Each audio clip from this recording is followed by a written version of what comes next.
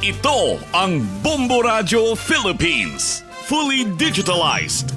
Numero 1 sa balita, komentaryo, drama at serbisyo publiko. Bombo Radio Philippines. Bombo Radio Philippines. Unmatched. Number 1 and most trusted source of news and information. Paradyo Bombo. Oras sa Bombo Radio Iloilo, Philippine Standard Time, 31 minutos na nakaligad sa takna siningala sa 11. Welcome sa pagpalagad sa Bombo Ana Isod 23 sa UFM Bombo Radio Iloilo, ang flagship stations on the number 1 and most trusted source of news and information ng Bombo Radio Philippines. Up na adlaw kita karon sa Sabado, Pebrero 20, 2026. Sa gihapon ini mo lagani mo ang kurman, Bombo Cham Blanco Hofer. Sa mga dalaguan kag mga nagapaw na karon nga mga balita. Latest update sa ASEAN Summit nga patigayunon sa masunod na nga semana. Ano ba lang dugang nga mga preparasyon diri sa city government tabangod nga amuning mag-host mga biyan sa pagpatigayon sining ASEAN Summit or meeting. Sa dugang pa nga mga balita kag impormasyon, residente sang Giras kag nagatrabaho diri sa syudad sa Iloilo nagapanghakroy sang mabatian pa lang ang plano nga pagpusaka sa plete sa fiber boat. Subject sa bypass operation nga nakuhaan sang 14 milyones pesos kabalor sang Shabu kag armas pasakaan sang panumbungon subong adlaw. Samtang sa ipabombo mo segment, Punong Barangay Ricardo Tugado, ginreport na sa City Environment and Natural Resources Office ang nag-agwasa o kung nagalik tubo sa Barangay Sok sa distrito sa Arevalo. Samtang ang overseas sa Filipino worker nga dito bala sa bahin sa Kuwait. Napriso sa Kuwait na kapauli na diri sa pungsod na Pilipinas. Muni madalagwa ng mga balita, isus kay impormasyon ng main sentro karon sa aton sining pagpangalagad sa gihapon diri sa palatuntunan na Bombo Hanay sa Udo. Si Mayor Leni Robredo nga ginapalutaw man karon nga magpapili sini or among mas napilian kag ginakonsiderar nga maging kandidato para iya sa the so-called United Opposition. Nag-meet sa kay President Bongbong Marcos matapos magpadulong sa lugar sa nganay Vice Presidente kag karon Mayor agod sa karon ng mga proyekto. Ginklaro diri sang presidente nga way sang naman nga sa isang politika nga naistoryahan sa iya sining pagbisita. Ang pamulitika ginamang kuno kag yaman sininganing agin na pakita-kita kag very proud pa siya ang pagsuksok niya sa pink socks sa aton sining mga kasimanwa. Madamo man sa nahamot, madamo sa nagyuhom, may pipila ka nag-interpretar sini iyang daw kasubong may ginadihon sini pag-inupdanay ang present administration kag mga pink lawans or ang Liberal Party. May iban man nga naga-interpretar sininga daw hindi mayo sininga sinyales. Ngaman, di kung pamatian mo lang pink socks sa ton sininga mga kabumbo. Di damo sang interpretasyon karon sa ton sininga karon nga mga kasimanwa. Pero ang mas ginapasulabi diri karon ang mga proyekto sang gobyerno ginbisitahan ni President Bongbong Marcos para mapasiguro nga way sang litrukom la or way sang mabalaton palpak sini nga mga proyekto nga ginapatuman kontra baha. Yari bala ang video clip mga biyan nga kung saan makita sanday former Vice President kag karon na Mayor Leni Robredo, President Bongbong Marcos and Secretary Vince Dizon sang Department of Public Works and Highways. Alam mo, hindi namin pinag-uusapan yun. Alam mo, I think the mayor will agree with me na serbisyo muna bago politika. The most political thing that we did today, I wore my pink socks. my pink socks in honor of Mayor Lenny.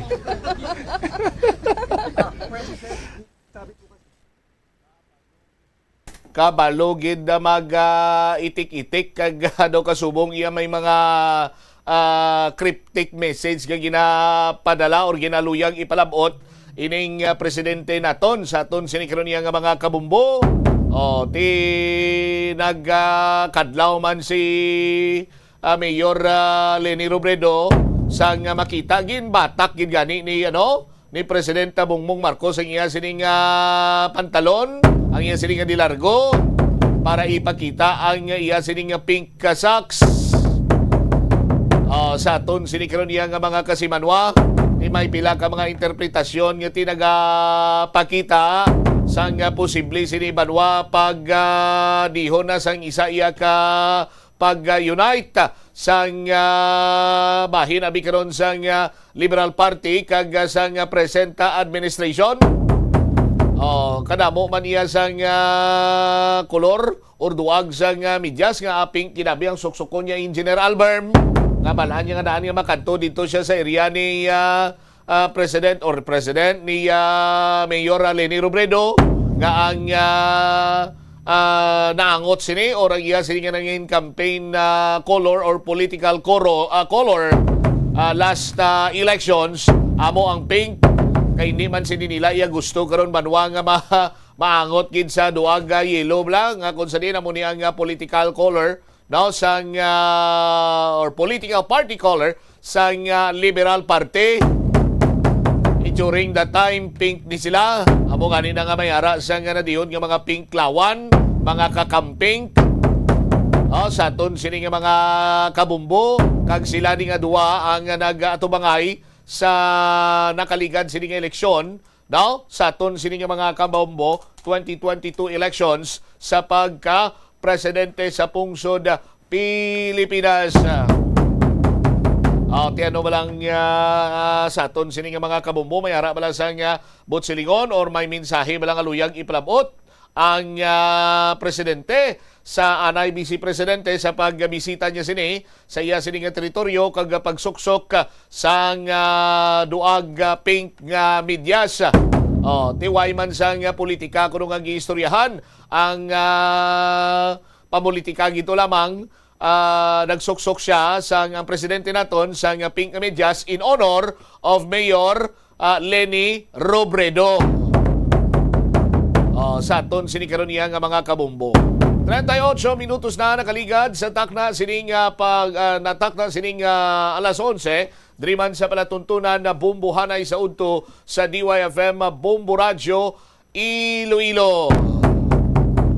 Ang pila ka mga eksperto diri banwa nagapalinton sa aton siniya nga mga kulturan diri sa pungsod sa Pilipinas nga paminsaron padalman ang pagabutuhon sini nga presidente para hindi maghinulsol sa palabuton.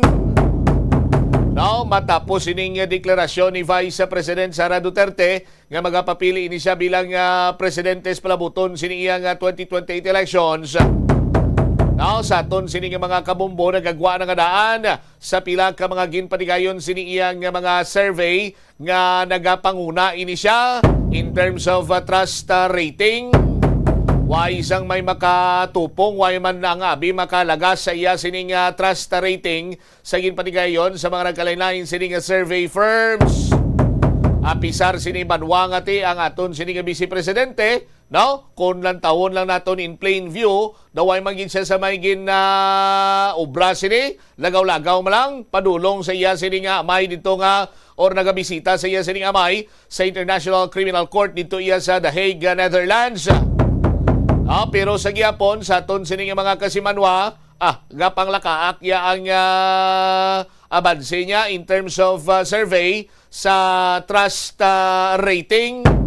Sa aton sini mga kabumbo. That is why nga pila sa mga kauturan nato nagapaminsar anuayhan ang butsilingon sang timprano nga pagdeklarar ni Vice President Sara Duterte sa iya sini nga kandidatura for presidency sa palabuton nga 2028 national elections. Pila sa mga nagapahayag sina diri banwa amo kuno ang kumbinser, pag-inganyo sa mga kongresista nga magsaylo sa iya sining partido. Di naturalmente lamang kung ganoy ini siya sa mga kongresista, sigurado nga ang impeachment complaint sa bahin sa Congress will die in a natural way. Sa aton sinikaron niya mga tagpalamati. Apang sa bahin naman ni President Bongbong Marcos, do waya ginasapak ang ginamalan pa gani nga good luck. Sa aton sinikaron nga mga kabumbo. Wala man sa nga dapat sinikuno iyang dalian nga sabton gilayon ang sabat ni Vice Presidenta Sara Duterte. Ang isa sa mga nag-agom iya sang mainit sining baton sang mga pumuluyo, hindi kay mainit kaya ginabaton gin sini nila, kundi nagainit ang ila sining ulo. Ang pagpayag kuno ni Senator Amy Marcos nga willing siya nga mangin running mate, well in fact nga ti running mate for life.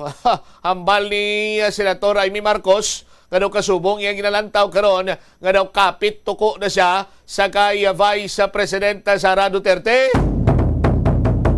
Madugay pa iya banwa ang 2028 elections pero nagalutaw na dire ang mga kandidato, no, nga posible magabunggo sa kay Vice Presidenta Sara Duterte. No, sa aton sini mga kabumbo, way pa binati-bati, damo lang sa mga nagapagawa, pero way sa timprano pang deklarasyon man sa aton sini karon niya mga kabumbo, kay sa paglantaw sa mga eksperto mas ginatutukan sa karon sa aton sini nga mga kauturan ang impeachment trial batok sa kay Vice President Duterte. No? Sa aton sini nga mga kabumbo, kay kon nangin tuman kuno kagarot ang investigasyon sa mga mamalidha sa flood control scandal mas gina bantayan pagin sini banwa kag ginalawman nga mangin magarot man ang pag-imbestigar, paghusisa sa sining milyon-milyon nga pundo nga ginlustay ni Vice President Sara Duterte sang inisya ang nagapungko bilang Department of Education Secretary kag sumungman sa Office of the Vice President.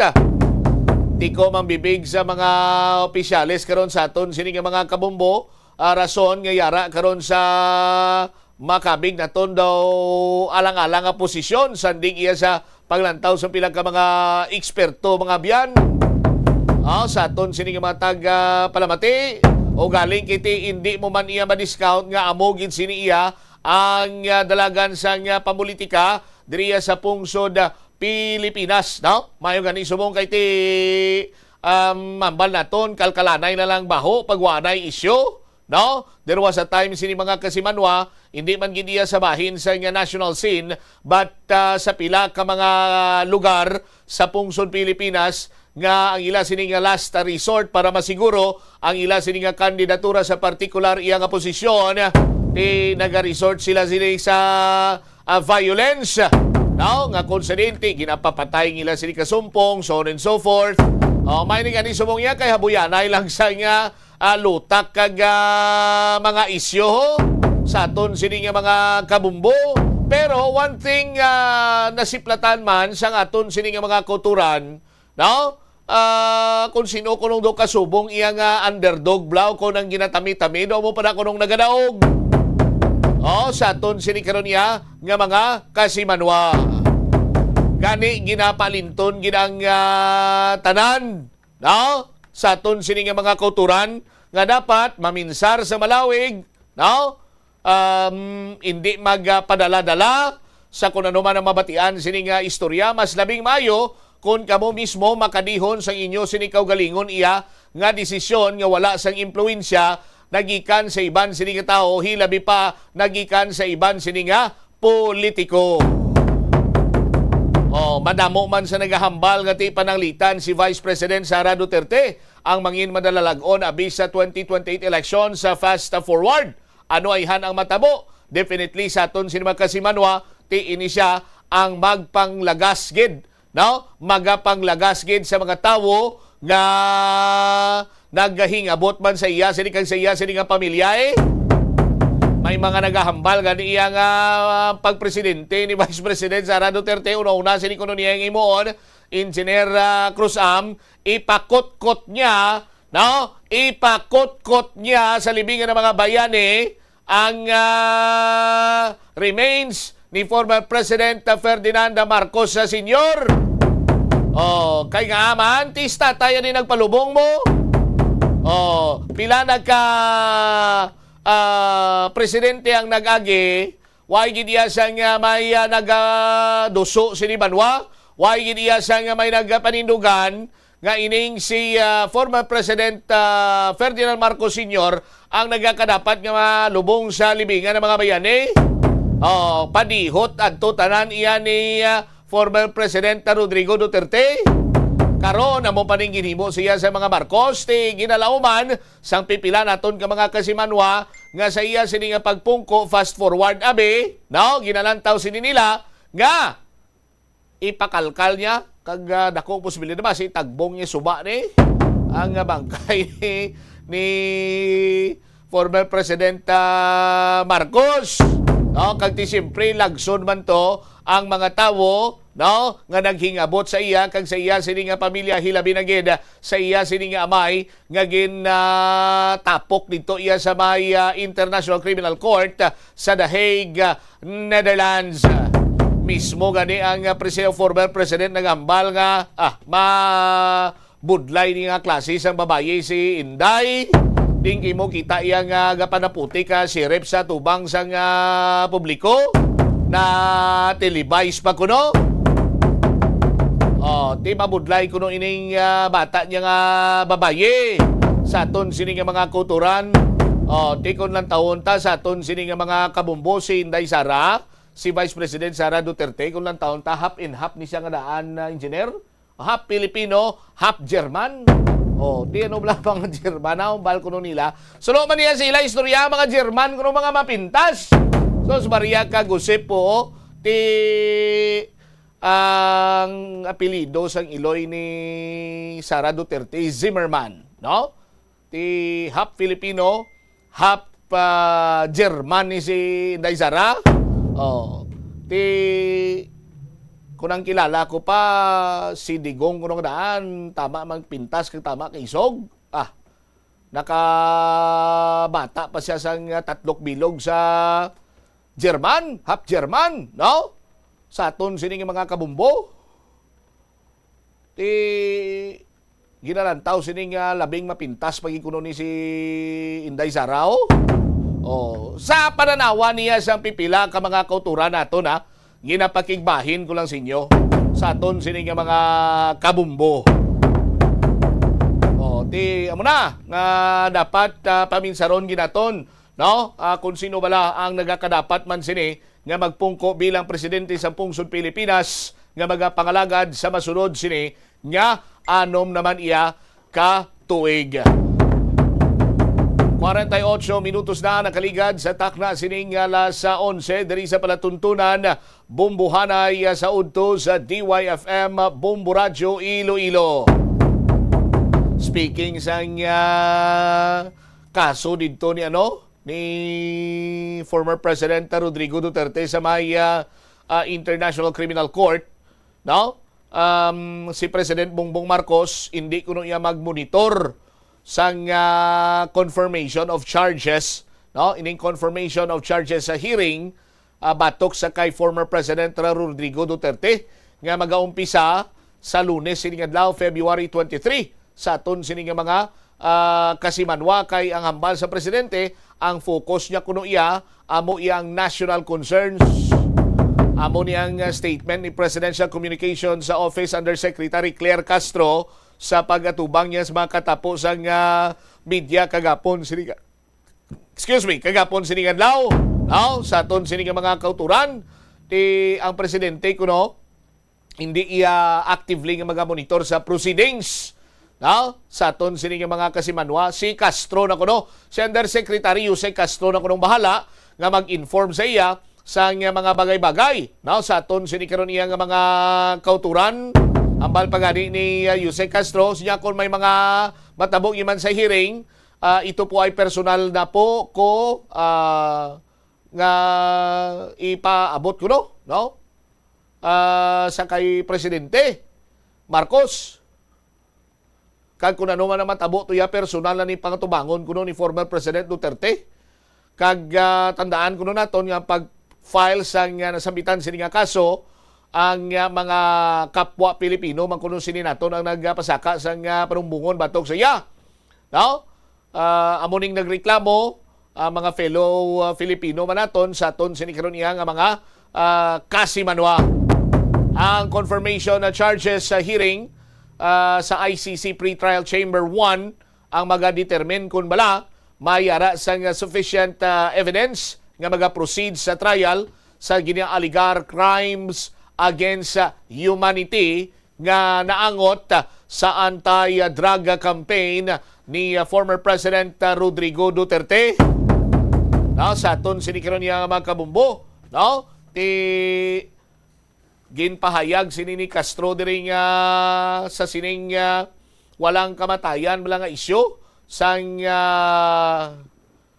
kidnapping narrative sa aton sini nga mga kauturan, no? Hambal ni Yusek Castro, no? Nga nagalibog ang ulo, no? Nagalibog ang ulo nila nga padayon sini kuno nga ginahimo nga naratiba kag daw kasubong ang purpose para gubon lamang kag tumbahon ang imahe ni President Bongbong Marcos. No, sa aton sini karon nga mga kasimanwa. Siling niya paminsaronyo nga no less than the former president ang naghambal nga willing siya nga kung mayara gid man ini siya sang kaso bing tubangon sa bahin iya sang International Criminal Court, willing man ini siya kuno nga magpa-aristo.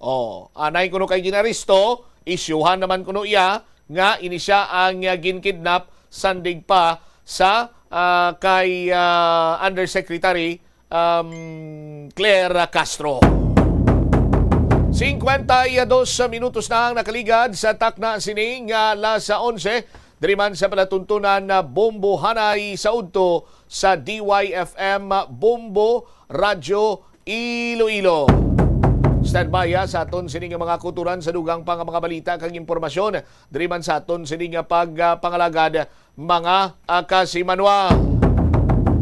Ginatutukan man karon sang aton sining mga opisyales ining epekto sang paggalupok sang bulkan na Kanlaon, no? Nga kun sa diinti ang abo nga ginbuga sini amo karon ang nakahalit diri banwa nakapikto sa 7 sini iya ka mga local government unit sa bahin sa Negros Occidental. Ang asphalt kag maisog sini nga baho sang sulfur. No, sa aton sini karon niya nga mga kasimanwa nga konsedin sandig ani sa interview naton or sandig sa report sa aton sini nga sister station ang Bombo Radyo Bacolod with the Bombo Zaldi Foro kagapon sini adlaw apisar nga ti daw way mangikunos ang dako sini apekto. Ang problema man lang ining abo mga biyan nga ginbuga sang Kanlaon volcano sang nagangkon ini sang hindi man gitama ka baskog nga paglupok sadtong Biyernes sini nga adlaw. Sa karon may mga proactive measure nga ginapatigayon agod nga mapasiguro ang public safety kag ma-maintain ang peace and order sa aton sini nga mga kauturan. Gina-alerto naman ang Disaster Risk Reduction Management Office, Armed Forces of the Philippines, Bureau of Fire Protection, PNP, kag iban pa nga mga partner agencies sa pag-support sa evacuation efforts, no, sa mga apektado sini nga lugar. Kin-deploy ko ng mga personnel agod nga mag-monitor sa mga high-risk ka areas, mag-manage sang traffic, mag-secure sa evacuation center, agod mapasiguro ang kahandaan, no? Kag sumungman ang ila sini nga mga communication assets. All units direktahan nga mag-submit sang real-time situational reports, no? Para nga magarantiya nga eksakto sa tsimpo ang coordinated response. Sandig sa reports, mga biyan, nagikan sa Negros Occidental Operation Center, 7 ka mga LGU sa Negros Occidental ang naka-eksperyensya sang ash fall kag sulfuric odor. Pati gani diri iya sa bahin karon sang First District sa probinsya sang Iloilo. No? May mga reports kita rabaton ngati nakalabot diri ang abo bala sining Mount Kakanlaon.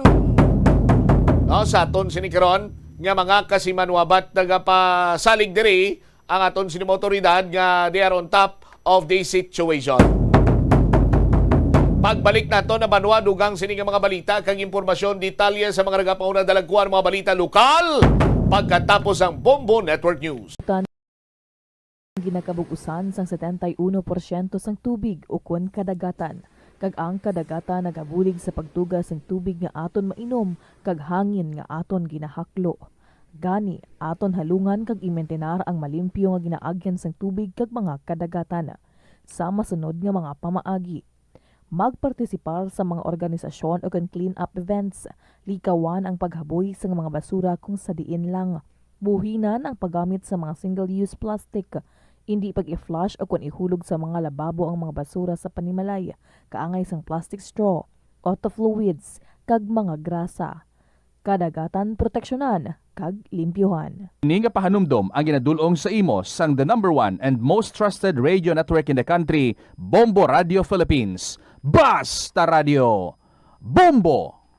Hindi lamang sa jeans o kung tugas ang katigulangon ang rason sa hair loss o kung pagkaunot sang buhok. Natukiban sang health expert sa South Korea nga ang hair loss ang tuga sang environmental factors. Sa bugos nga kalibutan, nagalabot sa 4.2 million ang nagakapatay bangod sa outdoor air pollution suno sa World Health Organization. Mas sobra 90% sang populasyon sa kalibutan ang nagaistar sa populated areas, sa diin ang heart attacks, aggravated asthma, irregular heartbeat kag poorer lung function ang pila lamang sa epekto sang air pollution. Ang kasubo kag depresyon ang hindi pareho nga balatyagon. Ang depresyon ang hindi gulpiyada lang nga nagakatabo sa isa ka tawo. Masami man nga ginakabig sa mga tawo nga depressed ini bangod sa kasubo nga nagakabatyagan. Ang kasubo, temporaryo lang nga nagakabatyagan sang tawo kag masami nagadugay sang pila lang ka adlaw. Samtang makabig naman nga naga-experience ikaw sang depresyon kung masobre na sa 3 ka bulan nga nagabatyag ikaw sang kasubo. Importante nga mahibaluan ang mga naga-trigger sang amo nga balatyagon agud nga mahibaluan kung paano ini nga bulngon. Sa pagbugtaw mo sa aga, cold baladayon nga tubig ang imo ginainom? Ay, dali lang, wait a minute, para sa ininit. Suno kay Dr. Deborah Weatherspoon, isa ka advanced practice nurse, mas maayo nga mag-inom sang alabaab nga tubig sa aga. Paathag ni Weatherspoon, iniya nagabulig sa lawas nga magpagwa sang toxins kag naga-improve sang imo blood circulation. Sa mga babayi, ang pag-inom sang alabaab nga tubig ay nagabulig man kung ikaw nagasuprer sang period cramps. Hindi ako Kada 39 segundo, may isa ka tawo nga nagakabiktima bangod sa paggamit sang computer. 8 ka milyon sa kada tuig ang ginaatake sang hacker. Likawan ang mangin isa sa biktima, mangin mahinalungon sa mga ginapanghatag nga impormasyon, protektahan ang kaugalingon, paggamit sang internet pasang karon. Ini nga pahanumdom ang ginadulong sa imo sang the #1 and most trusted radio network in the country, Bombo Radio Philippines. Basta Radio Bombo! Ano bala ang dapat tandaan sa tion nga magbiyahe agod mangin hassle-free ang bakasyon? Yari ang pila. Ang kanyang dating nakatunggali sa presidential race na si Mayor Leni Robredo ng Naga at iginiit na trabaho lang muna bago ang politika. West Philippine Sea Code of Conduct talks gaganapin naman sa Singapore ngayong buwan ng Pebrero. Pagresolba sa mga petisyon na kumikwestiyon sa pagkakaaresto kay dating Pangulong Rodrigo Duterte patungo sa International Criminal Court, maaaring hilingin na pabilisin sa Korte Suprema. Abangan mamaya sa ating international news, 10 na sawi kabilang ang senior Hezbollah official sa panibagong Israeli strikes sa Lebanon. At sa ating balitang palagkasan, ang bansang Ukraine plano na i-boycott ang opening ceremony ng Milano Cortina para naman sa Paralympics. At live nationwide via satellite, dumako na tayo sa mga detalye ng ating mga balita. Inihayag ng Department of Foreign Affairs na sa huling linggo ng Pebrero gaganapin ang susunod na round ng negosasyon kaugnay ng West Philippine Sea Code of Conduct kasama ang China at ASEAN officials, at layunin nito na mapabilis ang pag-finalize ng Code of Conduct bagaman matapos ang 2026. Ayon nga sa Department of Foreign Affairs spokesperson na si Rogelio Villanueva, patuloy ang pakikipag-ugnayan sa bansang China upang lutasin ang issue may kinalaman sa West Philippine Sea o yung tinatawag na West Philippine Sea Dispute. Diyan lalo na sa area na pinagtatalunan at pati na yung mga nakapalob na diplomatikong usapin at mga pamamaraan kung paano ito mapapabuti, kabilang na ang susunod na Philippine-China Bilateral Consultation Mechanism na kanila ding nilalayong maisaayos. Sinabi ni Villanueva na pinalalakas ng Pilipinas ang alliance sa pati na yung partnership upang suportahan ang rule-based maritime order batay na rin sa international law habang nagpapanatili ng 11 maritime dialogues upang mapalakas naman ang kakayahan sa karagatan. Bukas din ang panig ng Senado na makipagpulong sa Chinese Embassy dito sa Maynila na titingnan ng Department of Foreign Affairs bilang cordial at professional na talakayin upang mahimay ang pagkakaiba ng posisyon ng dalawang panig at tukuyin ang mga posibleng pagkakasunduan. Samantala, itinampok sa ika-4 na impeachment complaint laban kay Vice President Sara Duterte ang kanyang Statement of Assets, Liabilities and Net Worth o SALN na sinasabing may kaugnayan sa umano'y hindi maipaliwanag na yaman. Ang 69 pages complaint sa inihain ng abogado na si Attorney Nathaniel Cabrera at inendorso ni na Representative Paulo Ortega V at Representative Bienvenido Abante Jr. Hiniling sa Kamara ang paglalabas ng sabina sa mga bank records mula taong 2019 hanggang year 2025, kabilang ang mga accounting ng Vice Presidente, kaniyang pamilya at mga posibleng kaugnay ng mga pangalan. Iminungkahi rin na pagkikipag-ugnayan sa Commission on Audit, Bureau of Internal Revenue at Anti-Money Laundering Council, pati ang pagbuo ng isang independent forensic accounting team. Ayon sa nagreklamo, nakabata ito sa kapangyarihan ng Kamara sa ilalim ng 1987 Philippine Constitution upang imbestigahan ang mga kasong may kinalaman sa korupsyon at betrayal of public trust. Formal na inihain ang reklamo at ipinasa naman yan sa opisina ni House Speaker Faustino Bojidi III. Oras natin sa buong kapulungan, 4 na minuto na makalipas ang alas 12 ng tanghali. Sinabi ng Palasyo Malacanang nitong Biyernes na ang mga pahayag ni Vice President Sara Duterte na balak niyang tumakbo bilang Pangulo sa 2028 ay irrelevant. Ayon kay Palace Press Officer Claire Castro, hindi tinuturing ng administrasyon na senyales ng hidwaan o kaya ay pagbabago ng katapatan sa pamahalaan ang desisyon ni Pangalawang Pangulo Duterte. Binigyang diin ng naturang opisyal na mas mahalaga ang pagkakaisa ng mga lider at ng kabuuan ng ating mga kababayan habang hinaharap ang mga hamon ng ekonomiya, pagbaha at kakulangan ng trabaho. Nauna nang ipinahayag ni Vice President Duterte ang kanyang plano sa 2028 elections at sinabing prioridad niya ang kapakanan ng mga Pilipino sa gitna na rin ng pambansang usapin.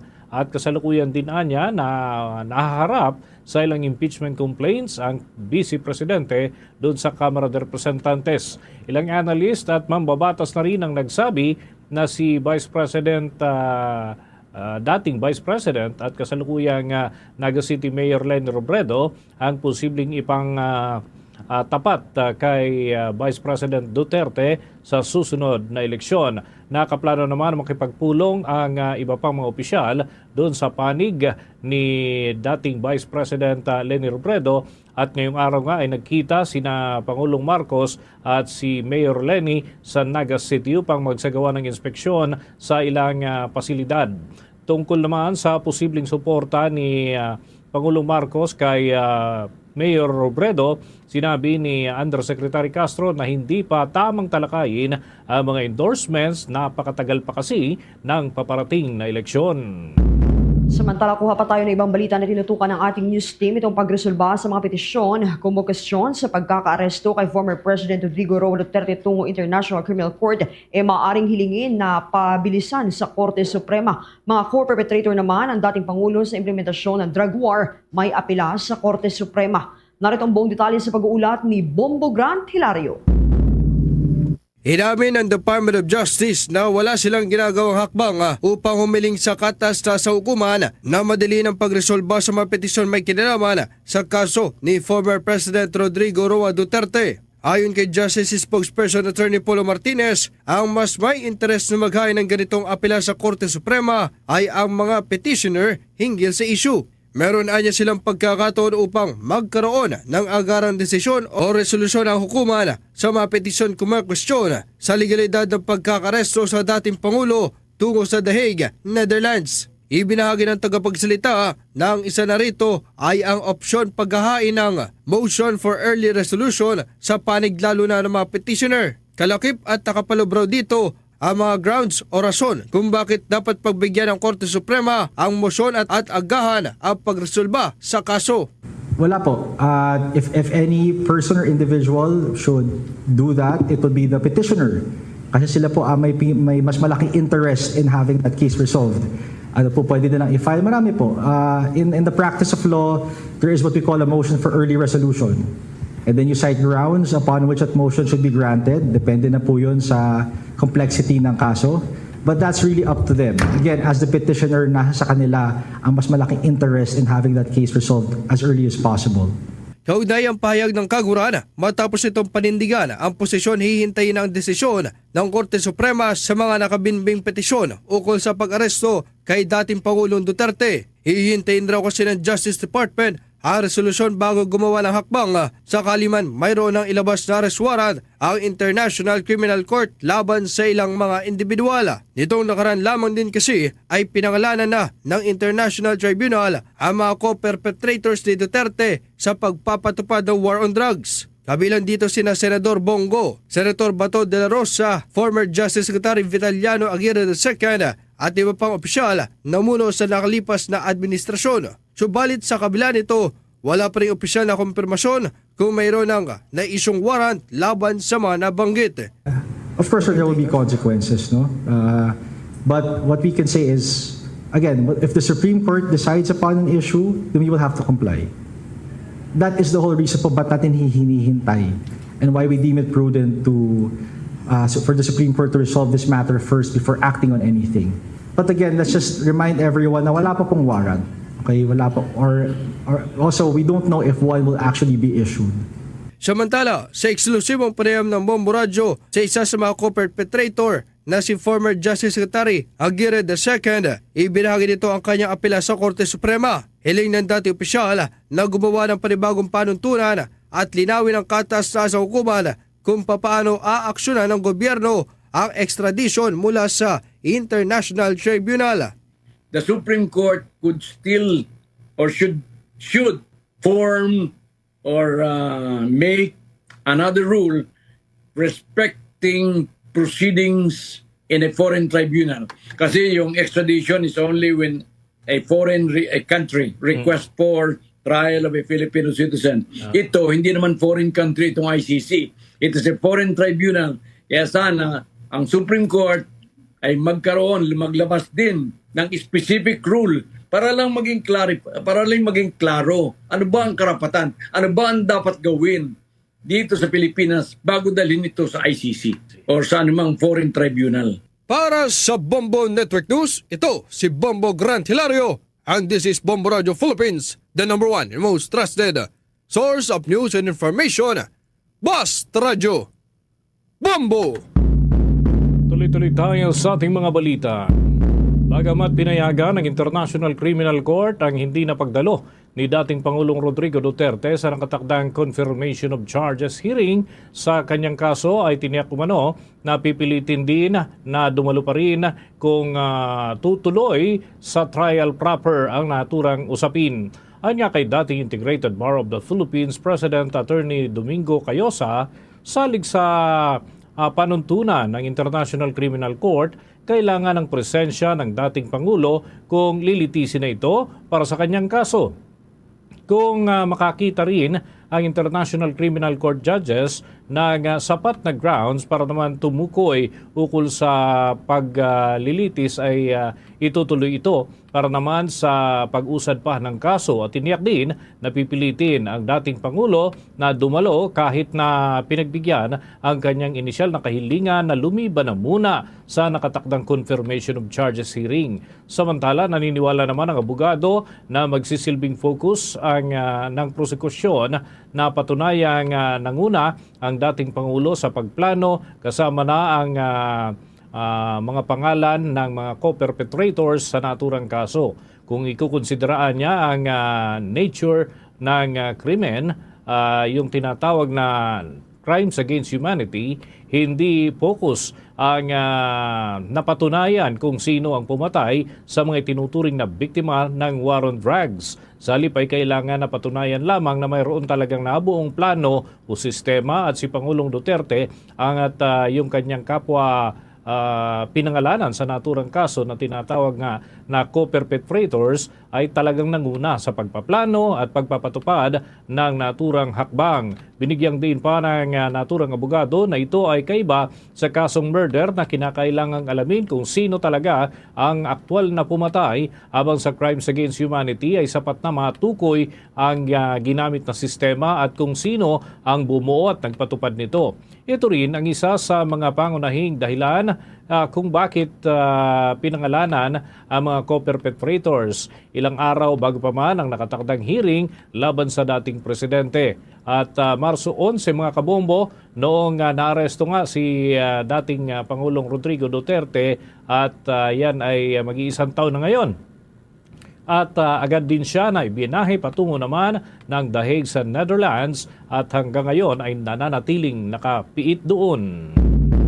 Samantala, pangungunahan naman ng grupong Duterte Panagutin Network ang Justice Watch sa kabuuan ng hearing ni former President Rodrigo Roa Duterte sa susunod na linggo. Batay sa schedule na inilabas ng grupo, mula alas 4 hanggang alas 7:30 ng gabi ng Pebrero 23 ay panunuorin at babantayan ng mga pamilya ng drug war victims ang magiging hearing sa kaso ng dating Pangulo. Magaganap ito sa Atencio Libunao Hall sa University of the Philippines College of Law ng Diliman, Quezon City. Muling magsasagawa ng Justice Watch ang grupo sa Pebrero 24, Pebrero 26 at Pebrero 27, ngunit isasagawa na ito sa Harong Mother Ignacia Avenue doon sa may Quezon City. Nag-organisa rin ang mga grupo ng mga serye ng protesta dito sa Pilipinas bago at kasabay ng hearing sa kaso ng dating Pangulo. Mauuna dito ang isang protesta na gaganapin sa araw ng Linggo, Pebrero 22 sa Our Lady of Remedies Church sa Malate, Manila. Dito ay mag-aalay ng misa ang pamilya ng mga drug war victims na pangungunahan naman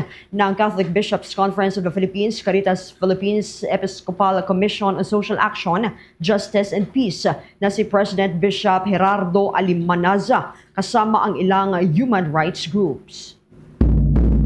Samantala, mga reklamo laban kay Vice President Sara Duterte ay naresolba na at kasalukuyang nire-review ayon yan sa Department of Justice. Ang mga kasong ito, mga kabombo, ay may kinalaman sa pahayag ni Vice President Duterte noong 2024 kung saan umano'y nag-utos siya ng pagpatay kay Pangulong Ferdinand Bongbong Marcos Jr., First Lady Lisa Araneta Marcos at dating House Speaker Martin Romualdez sakali man na magtagumpay ang sino mang papaslang sa kanya. Ayon kay Justice Spokesperson Attorney Polo Martinez, under review pa rin ito at ibig sabihin ay may resolusyon na pero nakabinbin pa rin upang suriin ng panig ng prosekusyon o yung Prosecution Division Head at idinagdag niya na ang anunsyo ni Vice President Duterte na tatakbo sa 2028 elections ay hindi umano makakaapekto sa pagsusuri ng mga prosecutor sa kasong nakabinbin laban sa kanya. Inilarawan ni Martinez na ang pagkaantala sa desisyon ay dahil naman sa complexity ng kaso. Hinikayat ni Duterte na ang kanyang pahayag ay nakuha sa konteksto at hindi dapat na maliitin ang intensyon hinggil naman sa naturang mga pahayag. Samantala mga kabombot Star Nation, kuhanin din natin maya-maya ang ilan pang mga balita na tinutukan ng ating mga kasamahan sa labas ng ating himpilan dahil itong Philippine Military Academy Alumni Homecoming ay isinagawa ngayong araw. Balikan natin maya-maya ang linya ni Bombo Bea Piniza. Samantala, sa dagdag pang balita, binigyang diin ng Bureau of Immigration na hindi muna ipapareport ng pamahalaan ng Pilipinas ang umano'y spy mula sa Mongolia na naaresto sa Pilipinas kamakailan. It nga ni Immigration Deputy Spokesperson Melvin Mabulak, ito ay habang gumugulong ang investigasyon laban sa kanya at sa totoong ginagawa nito dito sa Pilipinas. Inaalam kasi ng law enforcement agencies kung mayroon siyang paglabag sa anumang batas na may kinalaman sa national security. Ayon pa rin kay Mabulak, agad na sila na naghain noon ng deportation case laban sa Mongolian national nang matuklasan na isa itong highly trained fighter jet pilot at merong lisensya mula naman sa isang military aviation school doon sa China. Gayunman, kung magsasampa rin ng kaso ang Philippine National Police at National Security Agencies ng ating bansa ay hindi nila may papatupad ang pagpapalayas sa naarestong Mongolian pabalik naman sa kanyang pinagmulan. Maalala mga kabombo na naaresto ang naturang dayuhan na kinilala na si Bulba Batar at Erdene dyan sa Iba, Zambales. Ilang araw ho yan ang nakakalipas. Ito ay sa pagtutulungan na rin ng Immigration Bureau at Philippine National Police, Armed Forces of the Philippines at National Intelligence Coordinating Center o Agency o yung NICA. Abangan pa mga kabombo, mga ka-Star Nation, ng Commission on Elections ay sisimulan na rin yung fact-finding probe kaugnay ng overspending umano ni Sara Diskaya na kumandidato noon bilang alkalde ng lungsod ng Pasig, ngunit tinalo nitong si Mayor Vico Soto. Samantala, Bombo International News. Aabot sa 10 kataong nasawi at 50 ang nasugatan sa Israeli strikes sa Bekaa Valley, Lebanon. Target umano ng Israeli military ang Hezbollah sites doon sa may Baalbek area sa eastern Lebanon. Kabilang sa mga nasawi ang isang senior Hezbollah official. Wala pang agarang pahayag mula naman sa Hezbollah hinggil sa nasabing insidente. Ang mga pag-atake na ito ay kabilang sa pinakamatindi sa silangang Lebanon nitong mga nakaraang linggo at maaring subukin ang fragile United States brokered ceasefire sa pagitan ng Israel at Hezbollah na madalas na nasusubok ng magkasanib na paratang ng paglabag. Kasabay nito, sinabi rin ng Israel na tinarget nila ang isang Hamas command center sa Ain al-Hilwe, isang Palestinian refugee camp doon sa may northern Lebanon. Tinulungan o tinututulan naman ng Hamas ang Israeli claim at iginiit na ang lugar ay pag-aari ng Joint Security Force ng kampo ng napapanatili na seguridad. At sa iba pang balita, kampante naman ng National Aeronautics and Space Administration o NASA na makakapagpadala muli ito ng tao sa buwan sa unang bahagi ng buwan ng Marso. Maalala ang unang inanunsyo ng United States-based agency ang plano nitong magpadala muli ng tao sa buwan. Ang unang pagkakataon sa loob yan ng 50 years. Ayon sa NASA, nasusunod ang una nitong inilatag na timeline sa ngayon at kampante naman na maabot ang target date. Naging matagumpay din ang wet dress rehearsal, isang mahalagang pre-launch test kung saan nilalagyan ng fuel ang rocket at sumasailalim sa countdown sequence. Dalawang pagkakataon na itong isinagawa ng Artemis team at parehong naging matagumpay ang mga ito. Posibleng sa Marso 6 ay maisagawa na anya ang launch ng Artemis 3 at sa inisyal na plano ng NASA inaasahang iikutin ng rocket ang buwan. magsasagawa ng landing at muling babalik sa daigdig sa nakatakdang petsa. 30 minuto na makalipas ang alas 12 ng tanghali. 8 katao na ang naitalang binawian ng buhay. Magkakahiwalay ho itong insidente ng landslide dyan sa Davao Region. Yan ay matapos ang malakas na pagbuhos ng ulan at dulot naman ng shear line mula pa nitong nakalipas na mga araw. 3 ang naitalang binawian ng buhay sa Moncayo, Davao de Oro nang matabunan ng lupa. At meron din sa iba pang parte, habang 4 naman na miyembro ng isang pamilyang nasawi dyan sa Mati City, Davao Oriental. Dahil nga sa patuloy na mga pag-ulan ay nagpatupad ng class suspension at ilan pang work suspensions ang mga lokal na pamahalaan sa iba't ibang bahagi ng probinsya at rehiyon. Diyan mga kabombo sa Davao City, sinuspindi rin ang klase sa lahat ng antas, pampubliko at pribadong paaralan dahil pa rin sa epekto ng mga pag-ulan. Nagpatupad din mga kabombo ng suspensyon sa Davao del Sur, Davao del Norte, Davao de Oro, Davao Oriental at marami pang lugar, habang ang isla ng Samal ay nagpalabas din ng abiso at babala laban sa posible nga ng mga pagbaha at landslide sa kanilang lugar. Ayon sa Department of Social Welfare and Development, nasa 56 families o kaya naman may katumbas ito na 230 persons o individuals ang pansamantalang nanunuluyan sa mga evacuation centers sa bahagi ng Moncayo, dyan pa rin sa naturang rehiyon. Ilang kalsada at tulay din ang naitalang nasira, kabilang na ang bahagi ng Panagkogon at yung New Bataan. Kaugnay nito mga kabombo, naglabas ng heavy rainfall warning ang Department of Science and Technology, kabilang na ang abiso ng orange warning at yellow warning dun sa iba pang bahagi ng Davao Region. Patuloy naman na pinapaalalahanan ng mga residente na manatiling alerto at sundin ang mga opisyal na abiso at kaugnay ng mga wastong pag-iingat at posibleng pagkapinsala. Ang insidente ay muli na nagpakita ng matinding panganib, dala pa rin ng shear line sa rehiyon ng Mindanao.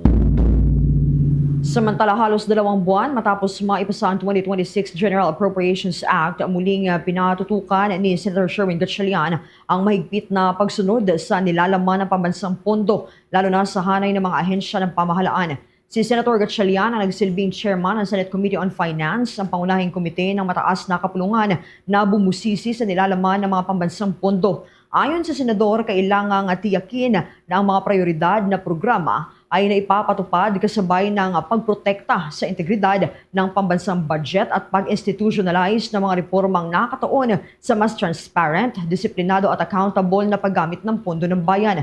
Kasabay nito ay nihain ng Senador ang isang resolusyon na humihiling sa kinaukulang komite ng Senado na siyasatin at busisiin ang mga plano at programa ng gobyerno sa paggasta ng 2026 national budget.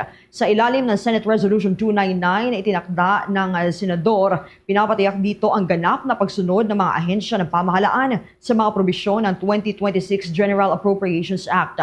Layunin din ang resolusyon na patatagin itong fiscal management ng bansa at mapigilan ang maling paggamit ng pondo ng bayan. Kung babalikan mga kabombo, ang ipinasang pondo para sa 2026 ay laman ito ang ilang mga special provision. Kabilang dito ang pagtatag ng isang online transparency dashboard kung saan dapat nakalagay ang project details at supporting documents, mga source of funding, mode of procurement at proof of coordination sa mga local government units, kung saan ipapatupad ang isang proyekto, mga quarterly update at geotagged photos ng isang proyekto. Binigyan din ng Senador ang pangangailangang maipapatupad ng maayos ang mga special provision na inilagay sa pambansang bondo o pondo bilang proteksyon mula sa anomalya na tulad ng nabunyag na flood control corruption.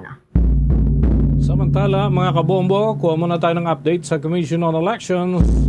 Paano kaya ang magiging handling ng poll body dito sa isinampang reklamo ni Pasig City Mayor Vico Sotto laban sa kanyang nakatunggali na contractor na si Sara Diskaya?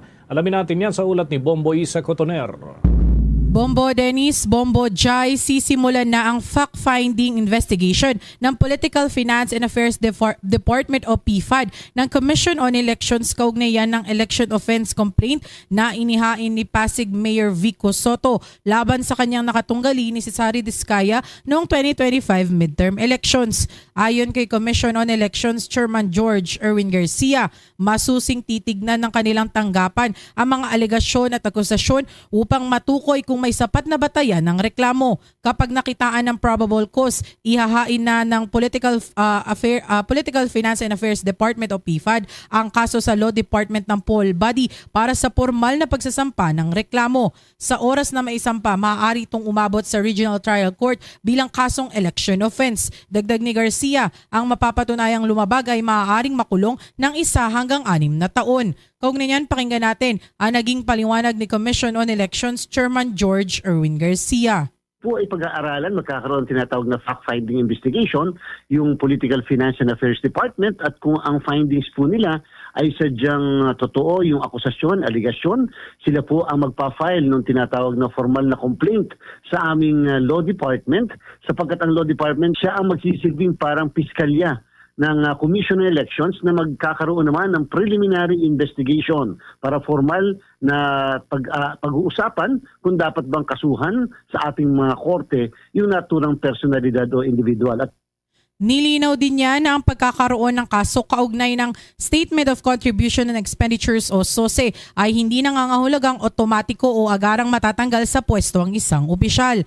Anya, ito ay kasong kriminal at tanging kapag may pinal na hatol o final conviction lamang magkakaroon ng disqualification sa paghawak ng anumang posisyon sa pamahalaan. Tiniyak din niyang dadaan sa wastong proseso ang investigasyon at mabibigyan ng due process ang lahat ng panig. Muli, pakinggan natin ang tinig ni Commission on Elections Chairman George Erwin Garcia. Kala kasi ng iba, kapag kasi COMELEC ay nag-file ng kaso o nagkaroon ng findings sa issue ng SOSE, akala halimbawa yung nakaupo matatanggal at may kapangyarihan kami na mag-disqualify ng candidate.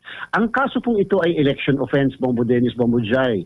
Ibig sabihin, ito po ay kasong kriminal, wala pong tanggalan na pinag-uusapan dito. In fact, kapag po natapos na ang eleksyon, tapos na po ang jurisdiction ni COMELEC sa mga tanggalan. Ito po ay kasong kriminal na may kulong na 1 hanggang 6 na taon. At kung sakali magkaroon ng final conviction of judgment o yung isang desisyon na talagang convicted yung tao, ay yan po ay maliban sa kulong meron pong perpetual disqualification to hold public office. So doon lang po papasok yung disqualification to hold public office kung sakasakali, pero mahabang proseso pa po yan sapagkat dadaan pa po yan sa ating mga korte.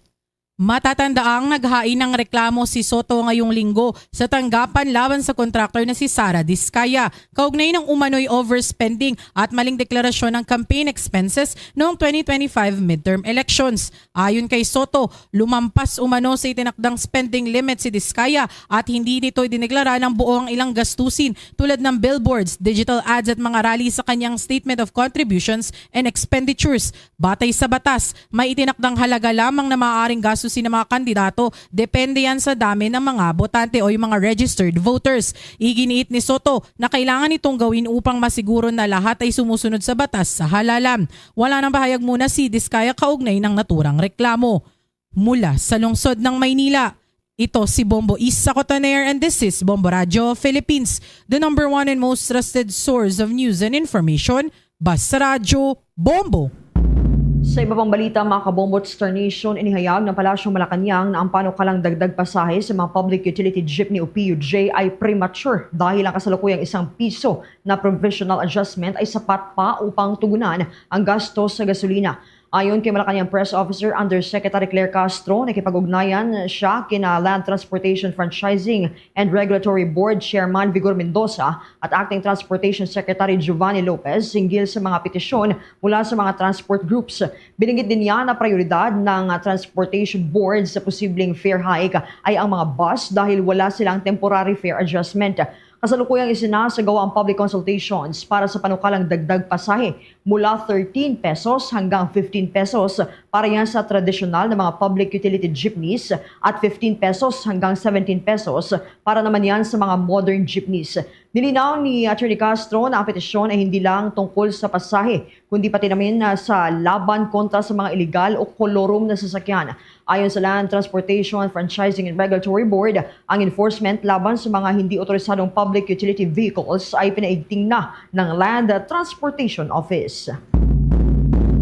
Samantala, mga kabombo, mga ka-Star Nation, kaugnay ho ng ating pagtugay-gay sa mga kaganapan nitong EDSA People Power Anniversary.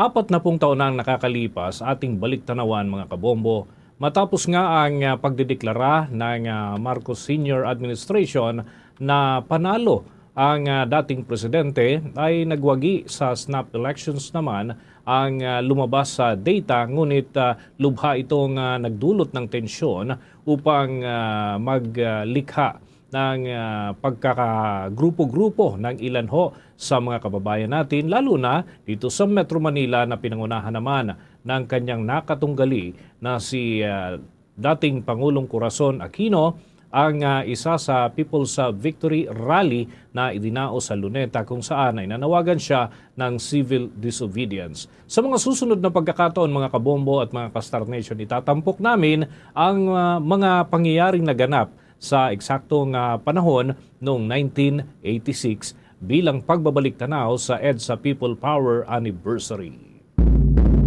Samantala, inihayag ng Catholic Bishops' Conference of the Philippines o CBCP na ang People Power Revolution sa EDSA ay hindi dapat manatiling simpleng alaala, kundi dapat isabuhay sa panalangin at kabutihang moral kasabay ng ika-40th anniversary nito. Binanggit ni Archbishop Gilbert Garcera ang mga larawan ng mga Pilipino na may rosaryo, nag-aalay ng bulaklak sa sundalo at kumakanta ng himno sa harap ng tangke at sundalo.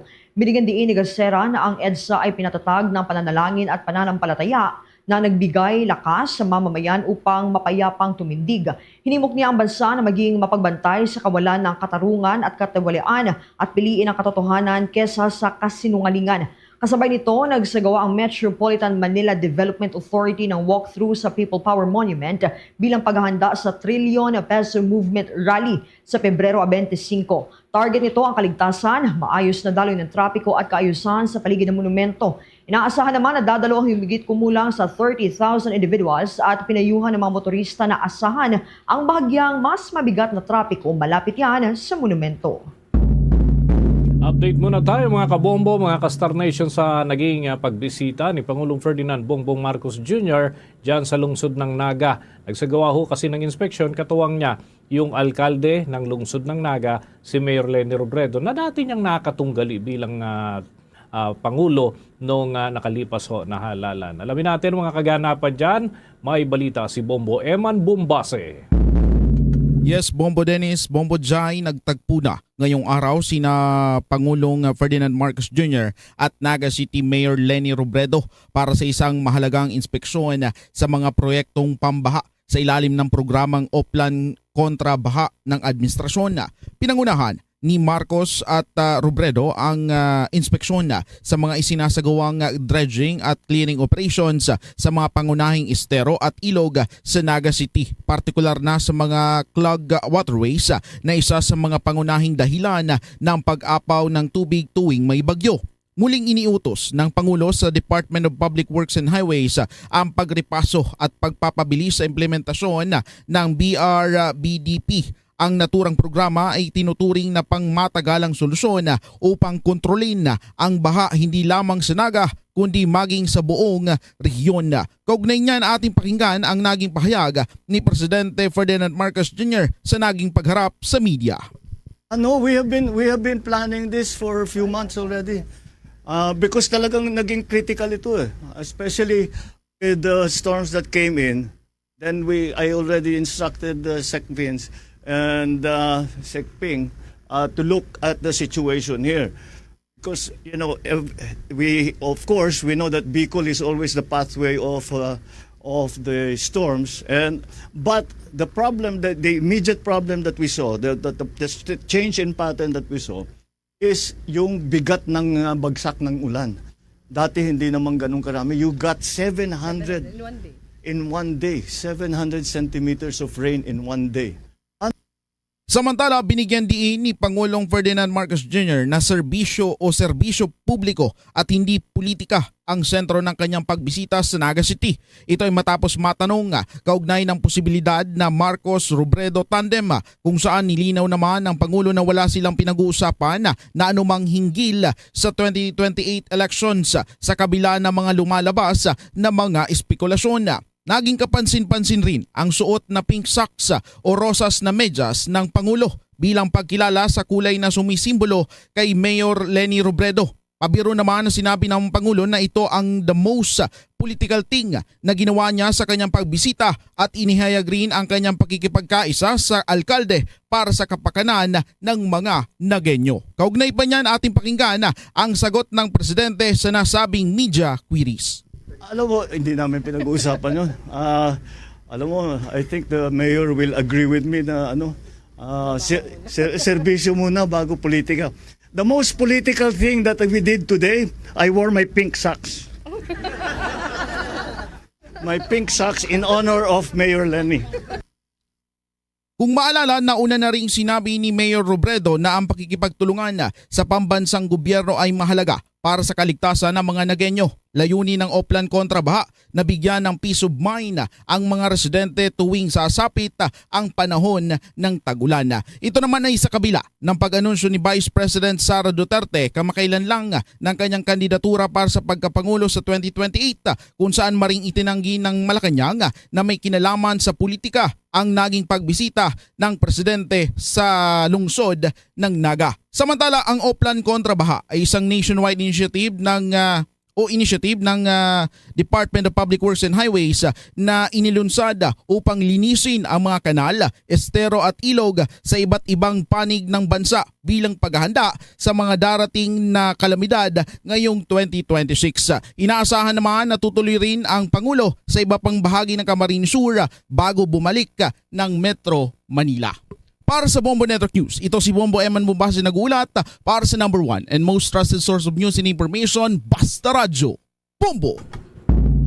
Sa iba pang balita mga kabombo Star Nation, isinusulong sa Senado ang mas mahigpit na pagprotekta sa mga municipal waters ng Pilipinas. Sa ilalim ng Senate Bill No. 522 o ang panukalang Municipal Fisher Folk Protection Act na itinakda ni Senator Loren Legarda, itinutulak dito ang pagkakabalik ng eksklusibong karapatan ng maliliit na mangingisda sa 15-kilometer municipal waters.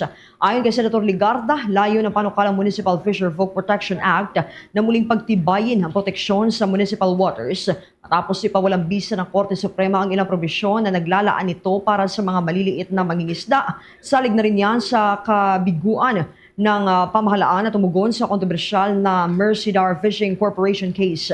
Paliwanag pa ng mambabatas, ito ay upang mas mapalakas pa ang kabuhayan ng mga mangingisda na pangunahing nakadepende sa pangingisda sa municipal waters at hindi gaanong nakakapunta doon sa mas malalayong bahagi ng karagatan tulad ng ginagawa ng mga commercial fishing vessel na nagsasagawa ng deep sea fishing. Sa ilalim nito, bibigyang prioridad ang mga rehistradong kooperatiba ng mga mangingisda na gamitin ang kanilang fishing rights at maglalaan ng suporta tulad ng cold storage, processing facilities at fuel subsidy. Magtatakda rin ang mahigpit na science-based safeguards bago payagan ang pagsasagawa ng commercial fishing. Iginiit ni Senator Legarda ang pangangailangang maibalik ang tunay na proteksyon sa municipal waters upang matiyak ang dignidad, seguridad at kabuhayan ng milyon-milyong mangingisdang Pilipino na nakadepende yan sa mga naturang katubigan. Ano naman tayo mga kabombo ng mga karagdagan pang pag-uulat? Itong pamangkin ho ni dating Pangulong Noynoy Aquino na si Kiko Aquino D, iginiit na mapayapa na trillion peso march ang aasahan kasabay ho ng paggunita ng 40th anniversary ng EDSA People Power Revolution. At meron din ho mga panawagan doon sa iba pa na nais ding makibahagi sa naturang aktibidad pati na sa mga kasabay na events. May balita si Bombo Betha Servito. Ipinahayag ng Trillion Peso March organizer na si Kiko Aquino D na bukas ang Trillion Peso March para sa lahat ng nais lumahok, ngunit binigyang diin niya na dapat manatiling mapayapa ito. Ayon sa kanya, malinaw dapat na walang puwang ang karahasan sa kanilang mga panawagan. Bawal ang anumang panawagan na may kinalaman sa dahas, mga mensaheng nakadirekta sa armed forces dahil anya, dapat manaig ang civilian control sa militar. Hindi rin papayagan ang mga panawagan na naglalayong magluklok ng isang unelected body. Dagdag pa ni Kiko Aquino D, pinahihintulutan ang pagpapadala ng mga effigy, ngunit mahigpit na ipinagbabawal ang pagsusunog ng mga ito. Nilinaw din niya na walang mga politiko ang papayagang magsalita sa entablado. Kaugnay niya, narito ang naging pahayag ni Trillion Peso March organizer Kiko Aquino D. wala po tayong pinapayagan na anti-constitution, against the constitution na panawagan. So again, bawal ang violence, bawal ang calls to the armed forces, bawal ang calls for any unelected body to take power. Pero kung susunod po kayo sa ganung patakaran at hindi po kayo magiging disruptive sa main program, ay welcome naman po kayong dumalo kung nakikiisa po kayo sa panawagan laban sa korupsyon, laban sa political violence. In terms of the stage po, medyo siksik po yung programa natin. So we won't be, wala po kaming open mic sa main. Samantala, malakas naman ang suporta ng sektor ng kabataan para sa nalalapit na trilyon peso march na may temang tayo ang people power laban sa korupsyon at dinastiya. Nagaganapin sa February 25 ngayong taon kasabay ng pagunita sa 40th anniversary ng Epifanio de los Santos Avenue o EDSA People Power Revolution. Sa ating pag-iikot, nakapanayam natin ng ilang kabataan, kabilang narito si Alias Nix. Ayon kay Alias Nix, bilang isang kabataan, suportado niya ang magaganap na trilyon peso march at hiling niya ang accountability o pananagutan mula sa lahat ng sangkot sa ghost flood control projects. Dagdag pa niya, naway maipaglaban nating mga Pilipino bilang isang demokratikong bansa ang ating karapatan at kung ano ang ikabubuti ng ating kinabukasan. Kaugnay niyan, pakinggan natin ang naging pahayag ni Alias Nix. Sana mahuli talaga sila. Lahat is maging accountable sa ginawa nila and sana ma-reveal lahat ng flood control projects. Hindi lang flood control, at least lahat ng ghost projects na pinondohan ng gobyerno gamit yung tax ng mga Pilipino. Sana maipaglaban natin bilang Pilipino, since nasa democratic country naman tayo, we have the rights to fight para sa kung anong mas nakakabuti para sa bansa natin. Ayon naman kay Alias Romy, dapat lamang o deserve raw ng mga sangkot sa mga maanumalyang flood control projects na makulong at tila naging easy money ito sa kanila. Kaugnay niyan, narito naman ang naging pahayag ni Alias Romy. Para sa akin po, deserve. Deserve po nilang makulong kasi syempre parang easy money lang yung para sa kanila. Parang ang sarap-sarap ng buhay nila para makuha lang ng basa-basa yung pera yun, which is deserve nilang makulong at makulong habang buhay. Dapat yung pera na yun is pagagamitan na sa tamang paraan, which is yung flood control. Ipaglaban ang perang ninakaw. If ever na may oras po, of course, kasama ako kasi gusto kong ipaglaban yung boses ko bilang isang mamamayang Pilipino. Samantala, nakapanayam din natin si Heart Rivero na nagpahayag na dapat maging maalam at mamulat ang mga tao sa mga ganitong usapin at mapabilis pa ang proseso ng pagkakakulong ng mga taong sangkot sa korupsyon.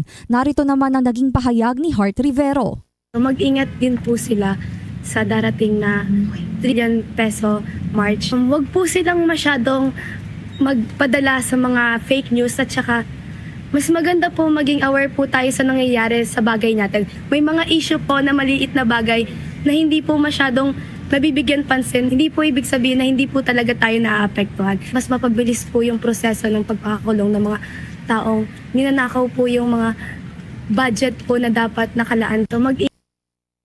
Ilang universidad na rin ang magsususpinde ng kanilang klase sa February 25 upang bigyang oras ang kanilang mga estudyante at guro na makikilahok sa trilyon peso march. Para sa Bombo Network News, ako po si Bombo Betha Servito, and this is Bombo Radio Philippines, the #1 and most trusted source of news and information. Basta Radio, Bombo! Ito mga kabombo Star Nation, ang Philippine Military Academy Alumni Homecoming is sinagawa ngayong araw. Alamin natin mga kaganapan na may live report si Bombo Bea Piniza. Isinagawa ngayong araw ang selebrasyon ng Philippine Military Academy Alumni Homecoming kung saan nagtitipon ang mga nagdaang graduates ng akademya na siyang mula sa Philippine Army, Philippine Navy, Philippine Air Force at maging mula sa hanay ng Philippine National Police. Dinulahan naman ito ni Senator Panfilo Ping Lacson bilang panauhing pandangal na siya ring alumni ng paaralan at dating hepe ng pambansang pulisya. Sa naging paunang pahayag naman ni Philippine Military Academy Superintendent Vice Admiral Cesar Bernard Valencia, sinabi nito na ang homecoming na ito ay pagtitipon ng lahat ng mga alumni hindi dahil sa kanilang mga naging oras na ginugol sa loob ng akademya. Bilang mga kadete, bagkus ay bunsod ng mga values na kanilang nadala simula sa kanilang pagiging estudyante hanggang sa ngayon na sa kabila man niya ng mga naging pagbabago. Ani Valencia, batay sa tema ng homecoming ngayong taon, Fostering Unity and Excellence, strengthening bonds and advancing tradition, nangangahulugan niya ito ng pagkakaisa ay isang active commitment na magkaisa ng may pinaglalaban at may prinsipyo. Gayun din anya ang pagkamit sa kahusayan na hindi lamang basta isang achievement bagkus ay palaging nakaangkla sa disiplina ng bawat isa. Kaugnay yan, pakinggan natin ang tinig ni Vice Admiral Cesar Bernard Valencia, ang Superintendent of Philippine Military Academy. This homecoming reunites generations bound not by time, but by values that have remained constant amidst all of these changes. In this year's theme, fostering unity and excellence, strengthening bonds, and advancing traditions, we are always reminded that unity is not merely the absence of division, but rather it is the active commitment to stand together in purpose and principle. Excellence, likewise, is not an isolated achievement, but rather a culture sustained through discipline. Binigyan din ni Valencia na ang Philippine Military Academy ay hindi lamang nagiging matatag dahil sa mga naging curriculum na itinuturing nito sa mga kadete. Ang mga nagpapalakas niya sa akademya ay ang naging enduring bond sa mga kadete nito mula pa sa mga nagdaang panahon. Nananatili din anyang committed ng Philippine Military Academy sa kanilang misyon na hubugin ang mga susunod na lider ng bansa na siyang magpoprotect sa bansa at sa republika nito. Kaugnay yan, pakinggan natin muli ang tinig ni Vice Admiral Cesar Bernard Valencia, Superintendent ng Philippine Military Academy. Mentorship and shared standards. The strength of PMA lies not only in its curriculum or its history, but the enduring bond among cavaliers who continue to uphold its ideals long after graduation. PMA has remained steadfast in our mission to develop leaders of character, of competence, and courage for the armed forces and our republic. While doctrines, technology, and battlefields will always change, the moral compass instilled within every cadet will always remain constant. Samantala, Bombo Dennis, halos 1,700 naman ang mga alumni ng Philippine Military Academy na dumalo sa naging homecoming ngayong umaga, habang batay naman sa datos umabot na sa 12,107 ang kabuuang nakapagtapos sa akademya mula yan noong taong 1906 hanggang nakaraang taon ng taong 2025. At yan muna mga updates mula dito sa Philippine Military Academy sa Baguio City. Ito si Bombo Bea Peniza, and this is Bombo Radio Philippines, the #1 and most trusted source of news and information. Basta Radio, Bombo! Sa puntong ito ng ating balitaan, kuha na tayo ng mga reports mula sa ating mga himpilan. Posisyon daw ni Representative Adjong sa Anti-Political Dynasty Bill ay hindi dapat political clans ang may kapangyarihan sa pag-nominate ng kandidato, bagkus ay political party lamang. Yan at iba pang mga balita hatid ng Bombo Radio Cagayan de Oro. Nilinaw ni Lanao del Sur 1st District Representative Zia Alonto Adyong, chairperson ng House Committee on Suffrage and Electoral Reforms, na walang political clan sa bansa ang may legal na kapangyarihan para magnomina ng kanilang kamag-anak upang tumakbo sa gobyerno.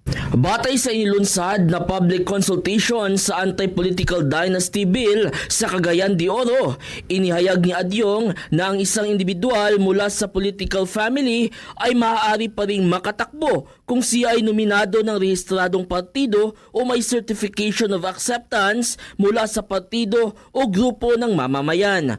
Binigyan din ni Adyong na ang nominasyon ay hindi galing sa pamilya kundi mula sa partido o mismong mga botante, alinsunod sa batas at regulasyon ng Commission on Elections. Isa sa mga hamon ngayon ay ang kalituhan sa sistema, lalo na kung may direktiba ang COMELEC na kansilahin ang nominasyon ng isang politiko na konektado sa dinastiya. Ngunit maaari pa rin itong marinominate ng ibang partido o party list. Dagdag pa niya, mahalaga ang malinaw na interpretasyon ng batas upang maiwasan ang kalituhan ng publiko at matiyak na patas ang proseso ng eleksyon.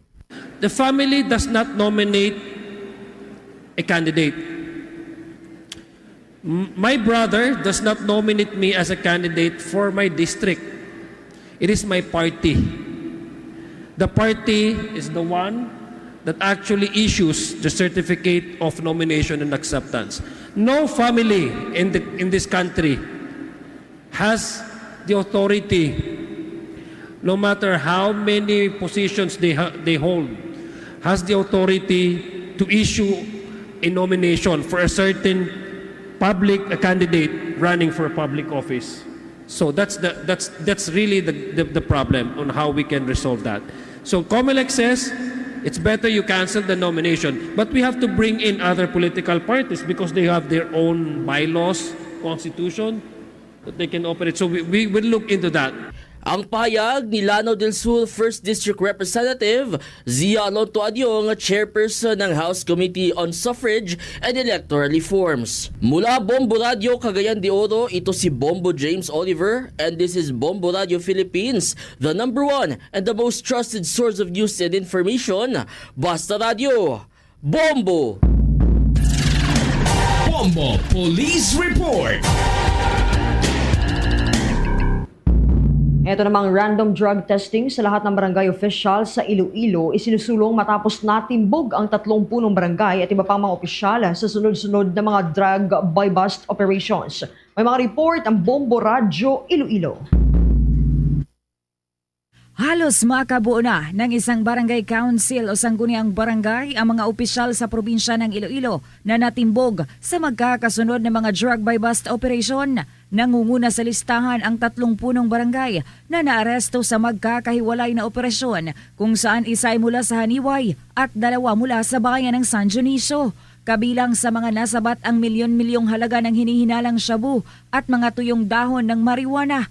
Bukod sa kanila, mayroon ding operasyon sa Dingle, Iloilo kung saan naaresto rin ang isang dating pulis at kasalukuyang barangay kagawad. Nakakaalarma na ito ayon sa Department of the Interior and Local Government Iloilo, kaya isinusulong ang province-wide random drug testing para sa lahat ng barangay officials. Ayon kay DILG Iloilo Provincial Director Engineer Carmelo Orbista, kasalukuyang pinag-aaralan ang panukala sa pakikipag-ugnayan sa Liga ng mga Barangay at League of Municipalities of the Philippines Iloilo Chapter upang matiyak ang pondo at mas malawak na implementasyon. Nabatid na ang pinakahuling na aresto sa Iloilo ay isang sangguniang kabataan chairman ng Sara Iloilo na nakuhanan din ng milyon-milyong halaga ng iligal na droga. Sa panayam ng Bombo Radio kay Police Captain Theodore Roosevelt Saboy, ang hepe ng Sara Municipal Police Station, sinabi niya na tinatayang 4 na taon ng sangkot sa iligal na droga ang nasabing opisyal bago ito naaresto sa operasyon. June, actually, to be honest, June last year mag-monitor sa kanya hanggang sa nakapag-conduct tayo ng bypass operation. Ang area niya kasi nasa isang far lang barangays ng Sara po. May mga other reasons ay siyempre marami tayong information na kailangan makuha. So medyo natagalan po yung monitoring natin at validation natin. Para sa Bombo Network News, mula sa Bombo Radio Iloilo, ako si Bombo G. Zapadios. This is Bombo Radio Philippines, the #1 and the most trusted source of news and information. Basta Radio, Bombo! Ang Commission on Elections and Bank ay iniutos na ang inutasan yung alkalde ng Capiz, alkaldeho dun sa naturang probinsya na magbigay ng komento hinggil sa disqualification case na kinakaharap nito. May balita ang Bombo Radio Rojas.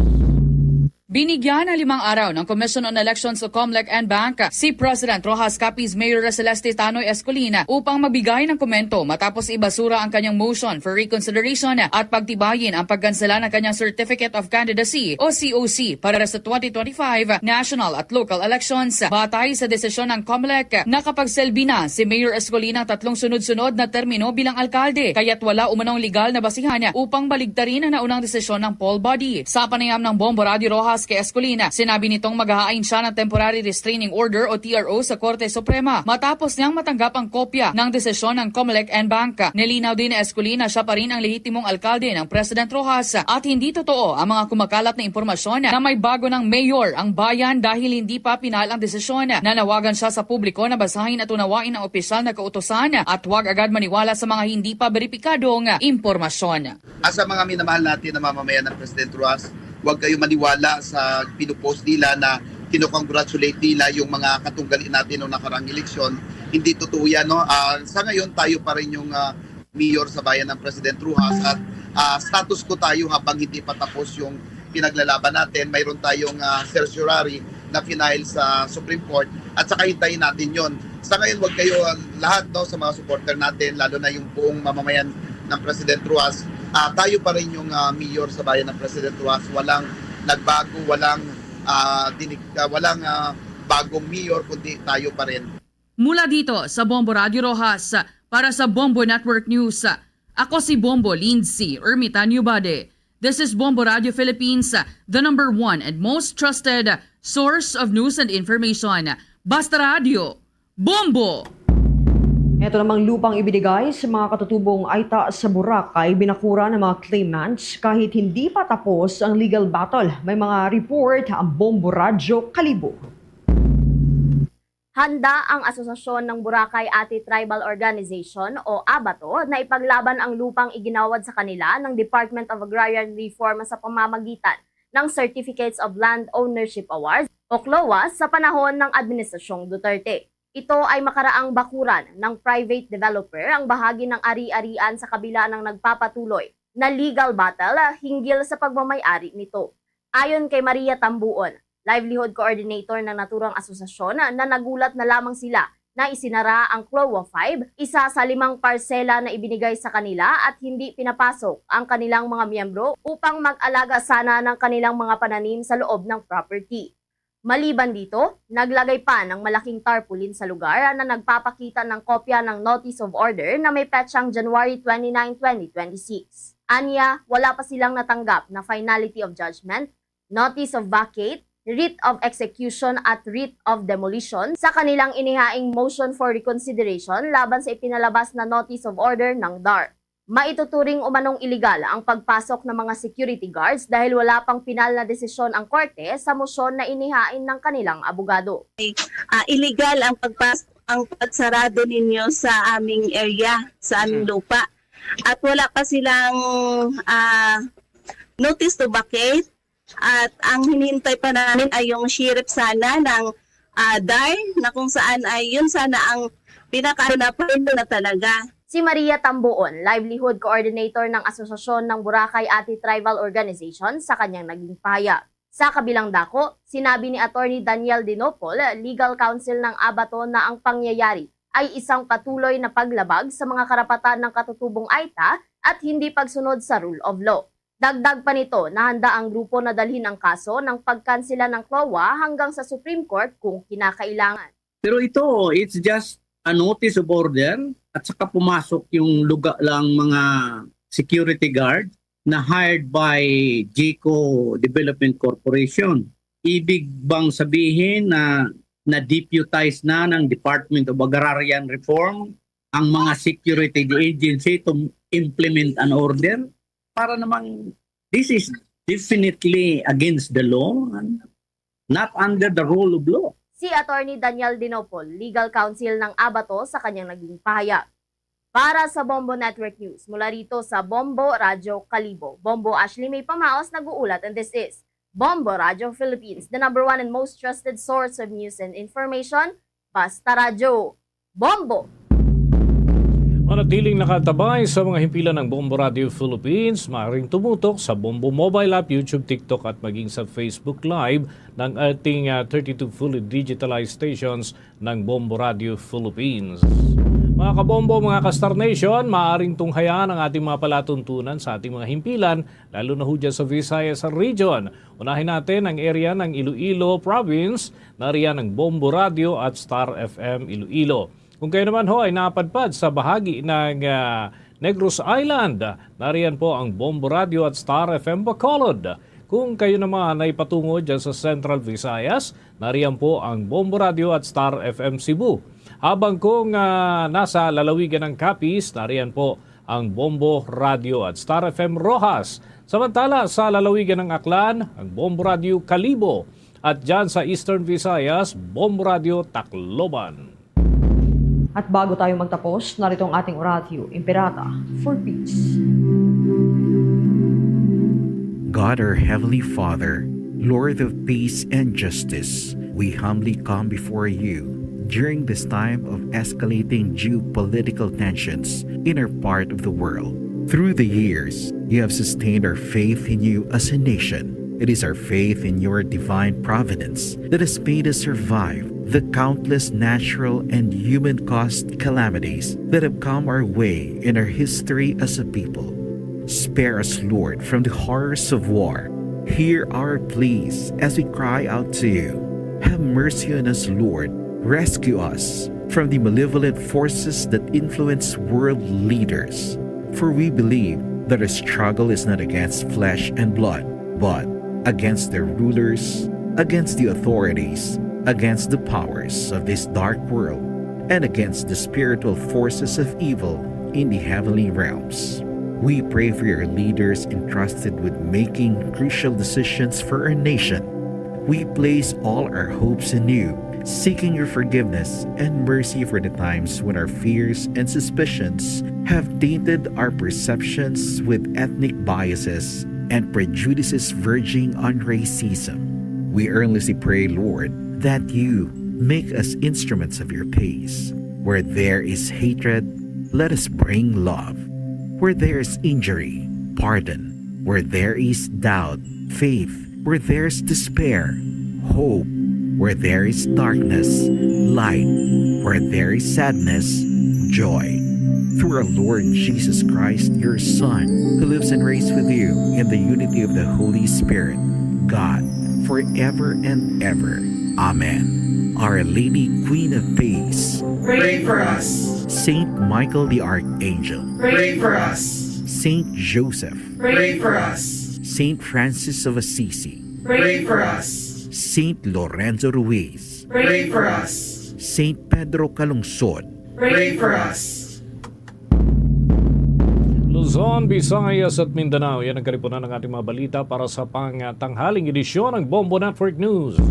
Mula dito sa Bombo News Center, Makati, this is Bombo Radio Philippines, the #1 and most trusted source of news and information. Basta Radio, Bombo! For the most trusted source of news and information, visit our website at www.bomboradio.com. Follow us on Bombo Radio mobile app, Facebook, YouTube, TikTok, and X, formerly Twitter. Like, share, and stay connected. Anytime, anywhere. Oras sa Bombo Radio Iloilo, Philippine Standard Time. 2 minutos na nakalikan sa takna siniyang alaw na balik na diri sa pagpangalagad sa bombuan ay suudto sa gyapon ko po nimo Bombo Chama Blanco Hover. Standby sa aton sining mga kuturan sa dugang mga balita kag impormasyon.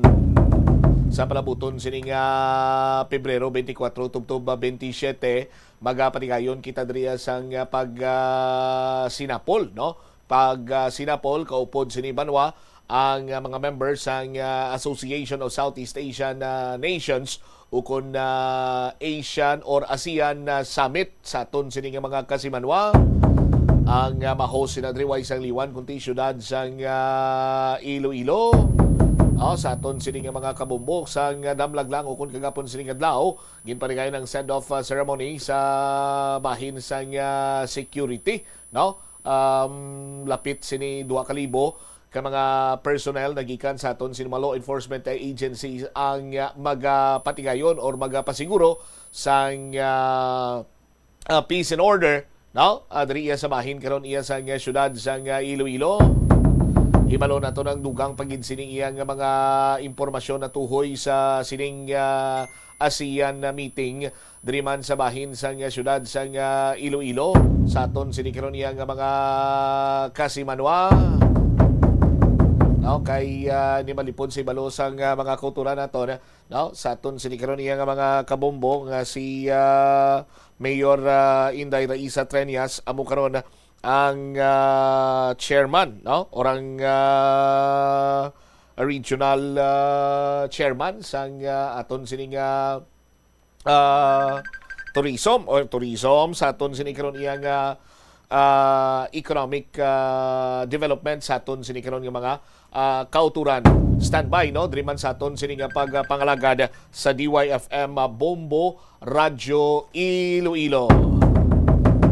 Oras naton 4 minutos na nakaligad sa takna sining alas orlauna driman sa palatuntunan Bombo Hanay sa udto sa DYFM Bombo Radyo Iloilo. Standby man kay may nasapuan nga way na sang kabuhi isa-isa iya ka barangay diri man sa bahin karon sang syudad sang Iloilo. Check na naton si Bombo Jomar Villa. May kantana na banwa sa sining nasapuan nga way na sang kabuhi. Anong latest information sina diri banwa diri man karon sa aton sini iyang pagpangalagada. Sang nagligad sini may mga nasapuan man sini nga way na sang kabuhi sa mga boarding house diri sa bahin sang syudad sang Iloilo. Hibaloon taman bala kung may ara sang nakita sini nga foul play ang aton sini ka pulisan. And then later on, istoryahan tadugang ang pag-alburuto sang mga sumalakay no sang fiber boats bla. Padulong iya sa probinsya man sang Guimaras.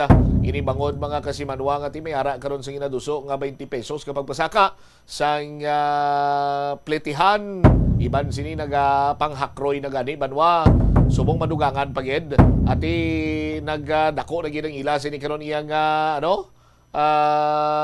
nagdako na gid sini banwa ang ila sini karon nga mga expenses no sa aton sini nga mga kabumbo sa ano kuno to engineer liwat tabi ang standby kay unahon ta ining nasapuan na patay Bombo Jomar sa report please go ahead.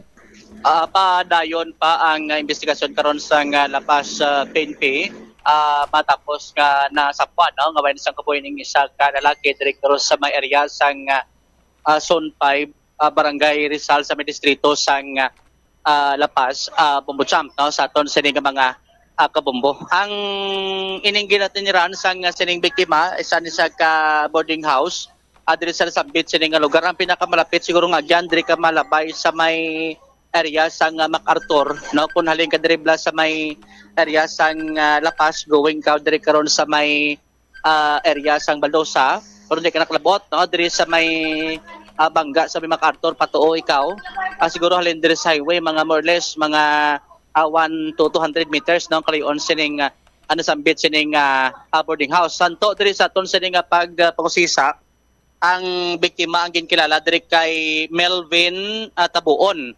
Melvin Tabuon ginabanta mga more or less 40 anyos ang pangidaron kag may address ni sa Negros sa Occidental no.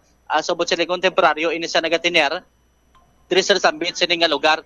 So ginusisa naton kay nagpulop mangkot kita tos palibot do limitado no ang information na pang relay diri sa aton. So gin-check naton kay nagatrabaho ini sa karon diri sa isa ka tinapayan diri sa may area sang distrito karon sang Lapas no diri sa may dalan Urbana Bombo Champ. So isa diri sa natigayo naton mapakigangutan si Sir Edgar Monter no baling amo gining upo diri karon sa tinapayan no sa ginatrabahuhan sa dinga bakery diri sa Sambit sa dinga distrito. Suno sa natong dan ang ining nasambit sa dinga biktima do mga 4 lang adlaw gali no ang naga-duty diri sa may ila sining ginaobrahan kay ang previous sining job kunang trabaho dito sa may Banwa sa Miagaw no sa isaman ka tinapayan Bombo Champ no tinaghalin sa to kag diri naman sa nag trabaho no tisunod diri kay Edgar ang kaupod si diri sa obra ang ining biktima naka duty pa ni no sang nagligad nga adlaw pero umpisa kuno Huwebes Bombo Champ kag Bernes why na ini siya makabalik no adri sa sining trabaho Miyerkules naka-duty pa no ining nasambit sini nga biktima suno sa natungdan kay nasang aga amo todo nagpanikasog sila kag tingala na no nagduda na sila akon nga ngati pila nakadlaw why nakabalik no sa sining ginaobrahan amo to gagin trace nila kag gin check no ang sining sitwasyon diri sa iya sini nga ginatinran sini nga boarding house hasta nga tinatukiban nga na sa puan nga ini siya ang wala na siyang kabuhi sa iya sini nga ginatinran sini nga kwarto. So pamangkot naton ang iya sini nga mga kopdanan, no, mismo si Sir Edgar, kung anong iya sining observation, no, umpisa nga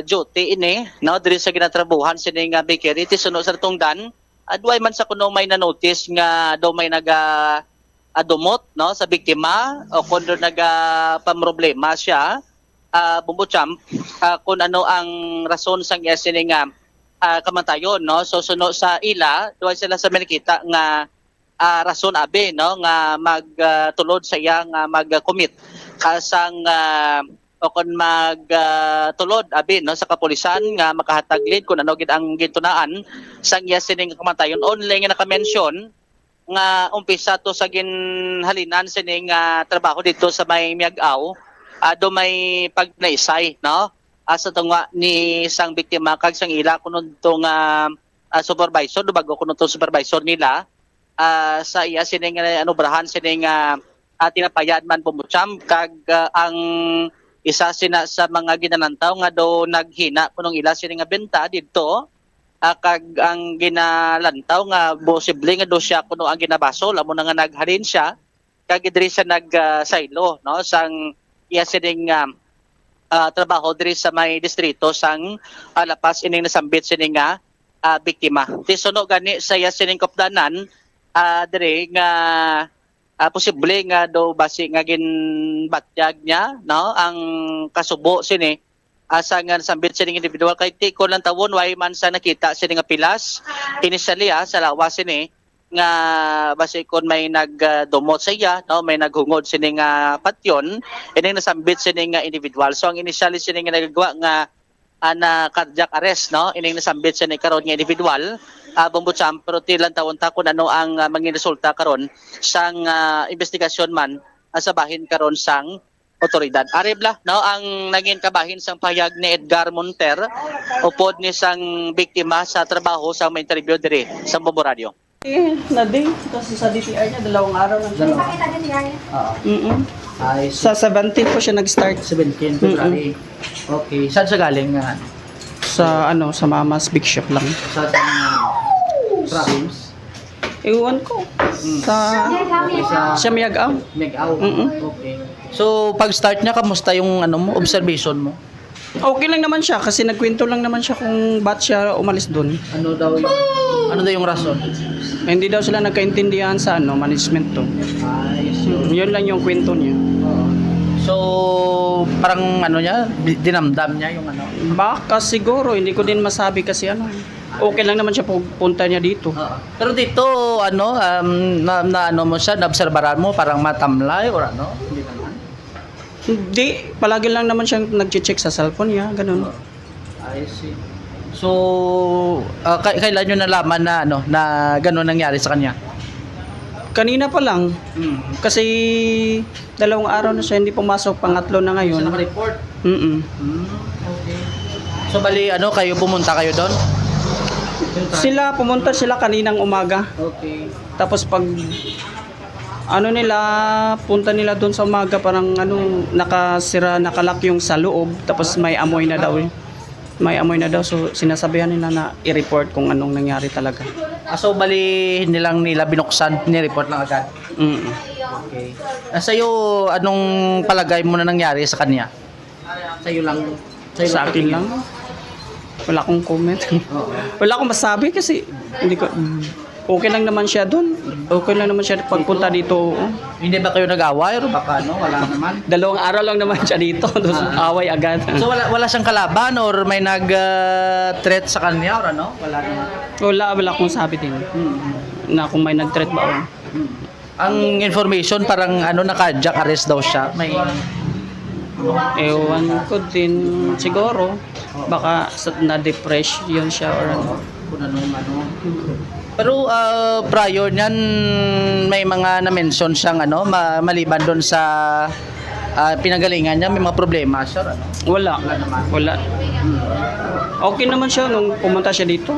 Bali, anong Yung kwento lang niya, hindi siya nagkaintindihan sa management doon. Sa luma niyang trabaho. ano kadugay? Ano katagal siya doon? Iwan ko, hindi yan sinasabi. Okay. Bali, anong trabaho niya dito? Baker lang, baker. Oh, trainee pa nga siya eh. Kasi 2 days lang. So parang hindi pala siya hindi pala siya start na ng parang Hindi, kasi 2 days pa lang kasi. pero may salary na niyan. Oo, meron. Nakasiin na nga siya. So parang nag-observe lang siya muna. Oo. Pero hindi naman sa siguro pamilya naman sa siguro kasi Baker yan siya doon. baker din Mm. yung ano niya. Oo. So ano lang masasabi mo sa ganitong nangyari? Wala. Siguro parang Sa inyo may foul play or ano? hindi, parang problema siguro. Parang depressed lang siguro siya. Oo. Yung sa luma niyang trabaho. Pero may asawa, may anak siya. Na-mention niya. Namin niya may asawa, may pamilya daw siya. Taga saan? Bacolod ba yung sinabi niya? Bacolod? Ha? Negros? Ay, okay. Pero anong yung relation? Okay naman, may na alam na dun sa pamilya niya yung nangyari. Hindi ko rin nasabi kasi hindi naman kilala ko doon masyado kasi 2 days lang kasi ito. So, bali, 2 days siyang nag-duty, tapos 2 days din siya na hindi na nakabalik. Ang ikatatlo yan na subong nga tani, 2 days nang way ka balik sa duty. Bala mo, Merkules, ari na sa mo. Oo. Pero yung sapuan sa kanya, malayo sa pinagtrabahuan niya? More or less mga 100 meters. Malapit lang man pala. Walking distance. Okay. Sa information na pagpangusisa mo dyan, bandang saan siya nasapuan sa kanyang kwarto? Based sa Katre. Nasa Katre pa siya? Okay. Initially may anong sinabi ng mga nakapunta doon na nag-report sa pulis? May mga pilas ba siya sa katawan niya? Initially wala naman. Wala naman. So bali bikiri din yung pinasukan niya, Bumbu Jomar. Same din, Bumuchamp, no? Actually dito nga yung kasama o kung niya ang borders sa trabaho. Borders din. Borders din. Aribla si Ma'am Ann, no? Ilonggo manas Ma'am Ann, bisan din tagal magtagalog ne. Bumuchamp. Kati concern na ta kung nga ang duway gid may nakabati sa palibot kay ang kwarto sinis babaw. Duphan mo gurulabot mo sa piyak bintana akon sa piyak nga perta mo. Magdupakaw. Subot sa lingon lapit lang gid. Ma'am Ann, lapit sa Bomboradyo Iloilo, no? Bali anong observation mo kahapon, Biyernes at Huwebes sa area? Wala kay kagapon di off ko. Wala ko na siya kita pag nagagawa sa kwarto mo. So sirado? Sarado lang, nakalak sa sulod. Tapos kagina na sang aga nang nakapanimaho na ko. Aba ko nga do kabaho, magwa ko sa kwarto ko do kabaho na. Tapos ginlingling ko sa gintawag ko sa bako nong ginatawag ko sa balakay bako do sarado kay nakalak sulod mong paglingling ko sa may gamay lang gid nga buo sa may pertanya di sa gilid, kita ko lang tiil malang to, tapos amo na to naggadto ko do dahil kay Kapto sa Rizal gin-report dahil nga bako i-check na mo ng borders bala sa babaw. Ang boardmate ko kamba ko do kapanimaho ko tapos way ko na sakita gagwa ng kagapon. Amo to nagtawag man sila dayon pulis. Tapos pag ginabala ginpilit ng pulis pa bukas ng importante mo to nakita naman na nagkakaya na siya. Nagahahabok na ialawas. I see. Bali ang lock din sa sulod. Sulod, ialak. Ay subot sa lingon ang tendency daw siya managlock guro. Oo, kay siyempre gayda sulod mong ginlock guro. Ang way kami nabati nga doon nagapangayo bulig ligad adlaw gasinggitan da. So ay man kay isang Webes nag duty ko gabi na akong out mo. Webes so bisa way nakabalik mo. Wala na siya pero ay ko kita gagwa-gwa sa isang wibis ang gabi ay na. Ay na. Pati kagapon wala man bilog nga adlaw. Amba ko gani, amba ko nga wala ni sa gagwa-gwa, amba ko way ni sa nagutom, amba ko na gani do nakapinsar ko bala. Amo na pero wala kagapon wala pa nagbaho Kagina pa lang sa ngaga nga do nagalisngaw na iyabaho. Ay, si mo, anong paglanta mo? Ay man sa kontrada sa palibot or ano, nagidumot siya? Wala kay bago pa man na sa nagboard o Merkulis man na sa nagsugod board mo. Merkulis. Merkulis lang na sa nagsulod. So, mag-up lang, way man sang kontra, do way pan problema, abi nga daw kita. Do linong na damon bird nga mas baboy Wala nang tataw magadlaw kay may mga duty man tapos estudyante man dang sa tupad. Bakit may nakita, may nasulod sa kwarto niya rigad, no? Why Wala. Abang mo, Champ? Aha. Ang initiality based diri kay Ma'am Aning ang paghabok ni isang lawas ya Bombo Jomar, butsilingon mga duha tubtob tatlo na ni siya kadlaw nga waay isang kabuhi or patay. Yes, kiti kalabanan mo gimana mo ang mga tendency ko ng tawong hindi ma-process blood naga-bloated. Bumutsam ang sining lawas. Pero initial Ma'am Ann, why ka may nakita to abing doon may nagalinapta nga gamit sa sulod or ano ha? Igda lang sa isa kapre. Pagbukas ginakapulis ang iyang apertahan nagakaya lang sa siya katre. Okay. Wala. So isang may nagalapta nga gamit or doon ano be? O ay man. Kay dasig man ito gina pagbukas ka pulis nagnaog kami dayon. Kay kagapuog ng baho mo.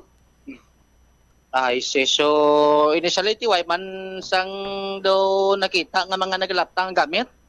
No, kay tiya bo pa nakalabanan basi kun may nagsulod ka gin atake siya ti laban-laban may resistance so kun nag ano siya no nag-resist ning biktima ti intact no makagamitan why man sa may nagalapta pumutsam kun ano ang posible sining natabo sa nasambit sa karon nga individual. Pero tilang tawon ta kun anong mangin initial investigation sang kapulisan kay ang mga relatives ni from Pasig City do may pamilya sa nga mga kadto man sunong subong dire kun anong ila sa decision kun ipaidalom pa sa autopsy kay ti dira mabalaan kun ano ang gintunaan no sang kamatayon sining biktima although nga ti kun lang tawon initially sa lawas do ay makunot pilas. Pero timbalaan na kung anong resulta sa autopsy kung kinuga siya kung gin tabunan ang ilong hindi ka ginhawa ano sining nga rason sa gintunaan sa kamatayon sining nasambit sining karon nga individual bumutsam. All right.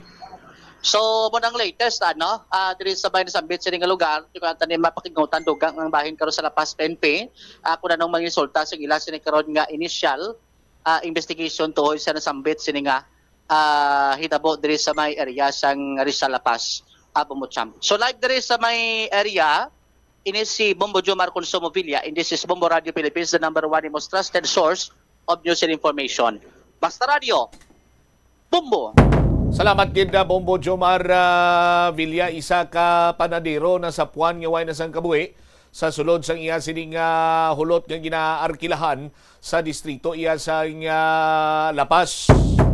Iginapayag nga way man siya sang kontra, way man siya sang kainitan ang iya sining iyang previous nga trabaho, tinuway sila sang pag-insindiana ito sang iya sining bisor, naghalinto siya kaga nagsaylo diri sa syudad sang Iloilo.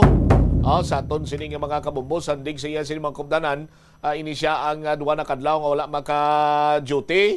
Ang iya sining board mate amo to nga natingala kung nga away siya nagagwa-guha pagkatapos dito na kaga nag-suspitso sila sa manimaho na ini nag-report sa barangay official nag-report man sa aton sa kapulisan ginpadulungan ang area puwersa nga mabuksan ang pertahan sa iya sining hulot kag dito natukiman nga ini siya ang wala na sang kabuhi kag yara na siya sa state sang putrefaction, no? Maghambal ikaw nga putrefaction, amo ining stage nga kung sa diin ang mga internal bacteria nagaproduce ang gas nga naga-build up, no? Rason nga ti nagahabok ang tawo, no? Ang iya sini nga tiyan nga ang duang iya sini naga greenish na sa aton sini mga kabombo, pero pasensya sa mga nagapanyaga dira sa aton sini karon niya nga mga tag-palamati that is why ngati amo to ang hambal sang iya sini nga boardmate nga inisya ang nagpanimaho na no sa aton sini nga mga kasimanwa ang kadugayon sini sa ginabulubanta nga duha tubtob tatlo kadlaw mag-appear na ang discoloration kag amat-amat nga paghabok sang lawas bangod sa gas formation. 24 minutos na nakaligad sa takna siningalaw na pagbalik naton tingwa naton linya liwat ni Mayor Inday Raisa Treñas kagalakip na sa mga balita balikan tang linya man ni Bombo Joe Marvilla inimay kantanan sa pagpanghakroy sa mga residente sa probinsya sa Guimaras. Residente sa probinsya sa Guimaras ngati adlaw nagapadulong diri sa syudad sa Iloilo kay ari diri ila sini nga trabaho. Anyati nagapanghakroy na kami gani sa dugang sini nga mga expenses kag pag marahal sa mga baraklon madugang pagid karon ang pagpasaka sa presyo sa plitihan sa fiberboard kag subong man subject sa bypass operation nga nakuhaan sa 14 milyones pesos ka valor sang shabu kag armas pagpasakaan sang panumbungon sang Provincial Drug Enforcement Unit. Iban pa ang mga balita kang impormasyon, balikan ta sa panay nga pagpangalagad sa Bomboray sa Uto pagkatapos sa pila ka importante nga mga panumdum. Ano bala ang dapat tandaan sa tion nga magbiyahe agod mangin hassle-free ang bakasyon? Yari ang pila ka mga tips. Una, i-check ang health kag travel alert sa napili nga mga lugar. Ikaduwa, magpili isang safe nga accommodation. Mag-research ka magbasa sa mga reviews sa napili nga lugar antes mag-book. Ikatatlo, siguraduho na nga may nagagana nga mobile phone ang tanan nga mga upod agod mangin mahapos ang komunikasyon sa tion nga madula o kung kinahanglan nga magbulagay sa dalan. Be prepared in case of emergencies. Siguraduho na nga may backup nga emergency plan nga may medical reimbursement sa tion nga may maospitala bangod sa aksidente. Ini nga pahanumdom ang ginadulong sa imo sang the #1 and most trusted radio network in the country, Bombo Radio Philippines. Basta Radio! Bombo! Panugyan na rin sa eksperto kung kwarta ang paghambalan. Apesar limitado ang imo abilidad nga mag-invest, ang gamay nga contribution sa investment accounts ang makabulig sa imo nga maggamit ang Plasuala de Iloilo, Billboard of Activities for February 15 to 21, 2026.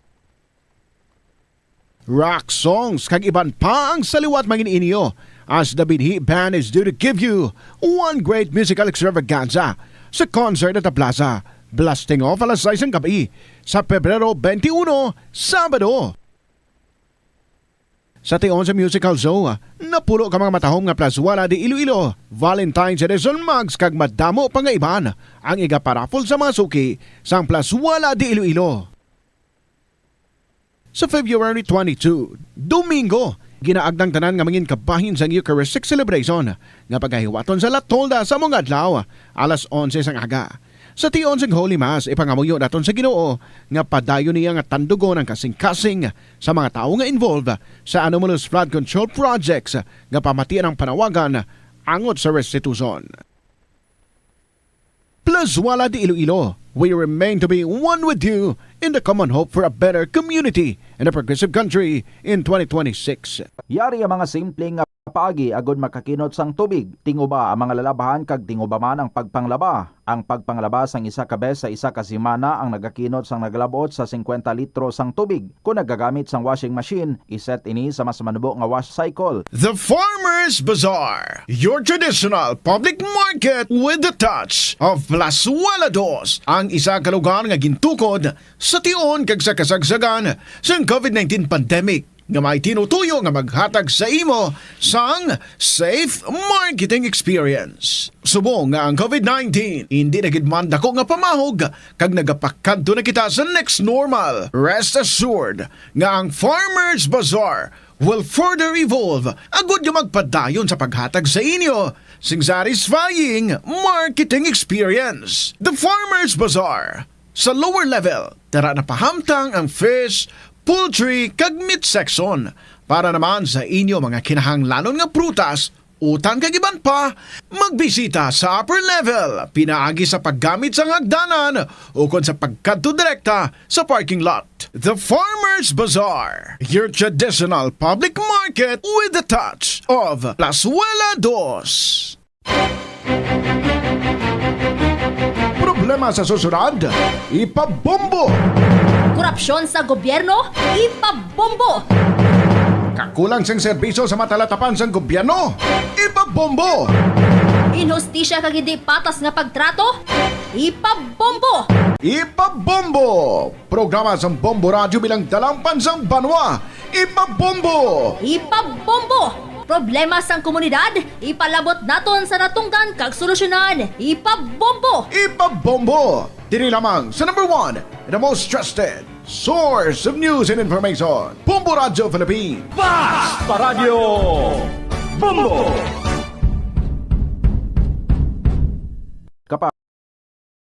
Sa enerhiya. Nga ginadubilian ang iligal nga droga. Makamamatay. Ang nagagamit sang shabu posible mapatay tungod sa cardiac arrest o kung hindi gani tungod sa drug overdose. Makaguba sang lawas. Makadulot ini sang pagkaguba sa Bombo Radio Iloilo, Philippine Standard Time, 30 minutos na nakaligad sa takna sining launa. Balik na diri sa pagpangalagad sang Bombo Hanay sa udto sa DYFM Bombo Radio Iloilo. Standby sa aton sining mga kabombo sa dugang mga balita kag impormasyon riman sa aton sining pagpangalagada. Check naton or balikan ta ang linya karon ni Bombo Jomar Villa. Ini may kang tanan man sa halos sa pagpamalabag sa mga sumalakay, no, mga residente sa probinsya sa Guimaras pero diri nagatrabaho bla sa syudad sa Iloilo. So sa isa ka semana makalima ka beses nga magbalik-balik, no? Or kung kaisa may ara pa ya sa tiyempo nga sa isa ka semana, no, halos kada adlaw ari na diri sila sa syudad sa Iloilo kay diri nagatrabaho. No, sa aton sining mga kabumbuti ining ginaduso karon nga pagpasaka sa plitihan sa 20 pesos ba usos Maria kagusip madugang naman sa ila sining expenses. Dugang sining pagpang hakroy naman para iya sa mga sumalakay. Kag konfirmasyon nagikan sa chief sa Provincial Drug Enforcement Unit nga subong adlaw ila sining pasakaan sang panumbungon ang subject sa bypass operations ng Damlagla nga nakuhaan sang balor 14 milyones sa pesos nga shabu. Lakip na sila dring armas sa lutang. Sa pagpanumbalik ni Bombo Jomar, please go ahead. Pabutyag no sa pagkadismaya dugang ang pila sini ka mga residente no sa may probinsya sa Guimaras sa sining gina-propose no o kung ginaduso karon sa mga kooperatiba nga pagpasaka sa pamasahe sa Piper boat alin Iloilo to Guimaras and vice versa. Based diri sa ila sini nga ginaduso sini nga pagpasaka sang pasahe no based sa background diri sa aton sini nga mga kabumbo ang sa regular ang pamasahe 30 subong kaya ang gina-propose ni 40 no ang pasahe sa regular. So bali pulo pesos sa saka. Pulo pesos ang saka. Okay, hindi balik 20, pulo. All right, sige. Pumutsam, no? Sa bahay naman karon sang senior PWD mga estudyante no kung mga discounted sini mga pasahero ang regular subong 24 no kung ang pamasahe nila 24 at kung matuman ini ma-implement mahimo na sa 32 8 pesos ang saka sini kag ang sa night time nga rate no so kay may mga gabi silang operation sini madalaga na siya 45 no from 30 pesos ang pamasahe no sa sakayan padagat o sa sining fiber boat bumutsam. So isa gani diri sa natigayon mapakigangutan sang Bombo Radio ang isa ni ka residente man no sang probinsya sang Guimaras pahinago talang sa pangalan sining alias Garle bumutsam kay suno sa natungdan isa man siya no sa ginagatig sa karon nga apektado pananglitan kung ma-implement no ining nasambit sila nga proposal asang mga kooperatiba. Suno sa natungdan kay although kung lantawon regular employee na siya no diri sa syudad sang Iloilo sa isang kompanya, regular na siyang nagatrabaho ti Butsilingon, nagasweldo na pambutyam, pero ti nagpabutyag siya no sang pagkadismaya kag epekto man sa iya no pananglitan ko ma-implement ini. Suno pag gani sa tungdan apektado sa gani nga ara ya sa naga-empleyo no may ginabaton sila nga sweldo 15-30 diayhan pa ko no mga ordinaryo sila nga mga individual nga si pasabi nga naga-travel pakadto pabalik sa probinsya sa Gimaras. At the same time ang isa sa mga ginalantaw sila nga apektuhan pagid amo ang sektor karon no sang edukasyon o kon mga estudyante. Kung sa dinti ang iban sila limitado lang man ang ilan sila nga balon tapos kay pananglitan kung ma-implement ini titugang naman sa ila sila nga burden pumbutsam ti kasubong no ni alias Girly suno sa natungdan ti mas mayo nga ti subong maistoryahan mapungkuan kag malantaw no kung ano ang makapamaayo api no hindi lang man sa bahin sa kooperatiba kundi nga tilantawon man ang sitwasyon no sa mga naga-travel especially ti mga estudyante kag ang sakay sa mga pamboat no kung fiber boat halin sa Iloilo pakadto sa may probinsya sa Gimaras and vice versa Pumutsam. Ari Blas, no, ang kabahin sang pahayag ni alias Girly sang ma-interview diri sang Bombo Radio. Siyempre sir, mahal na ang 40 para sa amon kay kami biga puli-puli kami diri halin sa Gimaras pabatabok dari sa Iloilo kay dari kami gaobra tuman na siya kamahal pero maisip-isipon mo tuman gid man ka dako ang pagtaas ng isang pete kay di isang una halin sa 12 kung estudyante ikaw na senior citizen ikaw hasta nga naga 30 25 30 sang pandemic tapos nag 40 na siya or tuyo nga ipataason dari sa 40 mahal siya sir para man sa amon nga commuters.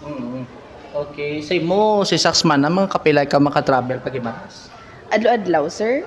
So, Tindudo ka sweldo ka man, di ka sarang sweldo mo?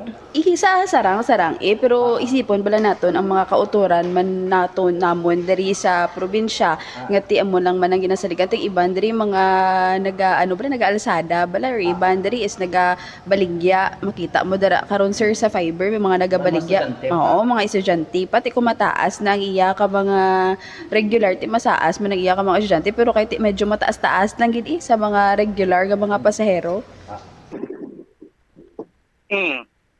So maning kabahin sa pahayag ni alias Girly, no? Isa lang ni siya, grabe guro batsyag ni Bombo Jomar, grabe ginang batsyag ni Girly guro. Amo ganit ya butogin tamangkot tati may sweldo man pero ti kun lantawon kay ti kay ambal ni Girly pandemic pa lang apektado na sila medyo mahal na tapos pasakaan pagin nagmahal na gid siyempre inibot silingon nga regular ka na sa imo siling nga trabaho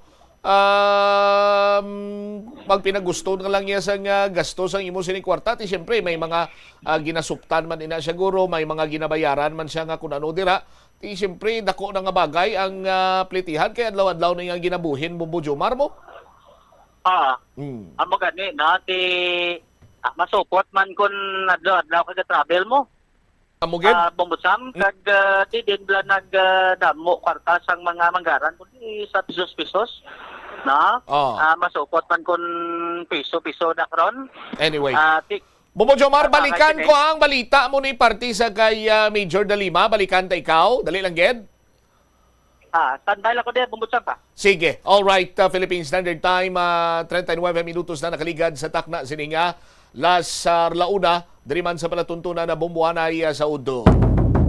Ang syudad sa Iloilo ang mag-host sa ika-49 nga meeting of the High-Level Task Force on ASEAN Economic Integration mag-uumpisa Pebrero 25 tubtoba 27. Syudad sa Iloilo host sa aton sini mga kabombo kagapon gipanigayon man ang ginatawag sining send-off ceremony sa aton sini iyang mga uniform personnel agud magpasiguro nga mangin malinong kag matawhay ang patigayonon sining 49th meeting of the High-Level Task Force on ASEAN Economic Integration. With this, yari karon sa aton sining linya live si Mayor Inday Raisa Treñas. Ma'am, good afternoon. Si Bombo Cham ini live ikaw sa Bomboanay sa Udto.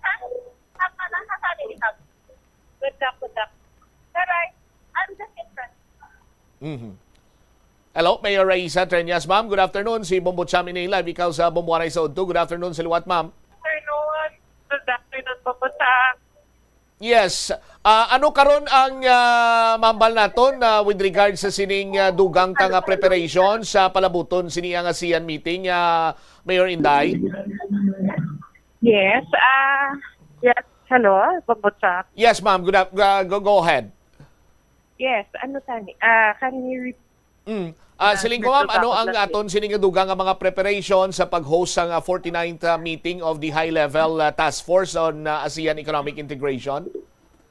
Ang aton gid nga ginapreparahan sa Bombo Cham ang security and safety naton diri sa syudad, no? So, yesterday nag-deploy ng aton mga kapulisan sa additional nga augmentation para sa mga pulis diri.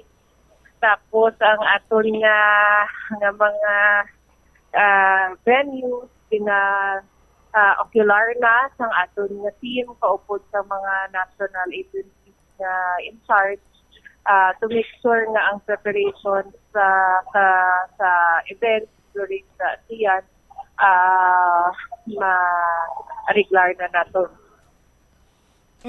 Anong imo sining nangin first reaction abi Mayor Inday Raisa sa mabalaan mo nga ti ang napilian is ang syudad sa Iloilo mag-host sang isa ka ASEAN meeting, ma'am? Dako gid ni nga bugal para sa aton nga syudad nga napilian ang aton nga syudad kay usually may ara sila nga mga indicators kun nga ang aton nga syudad nga napili.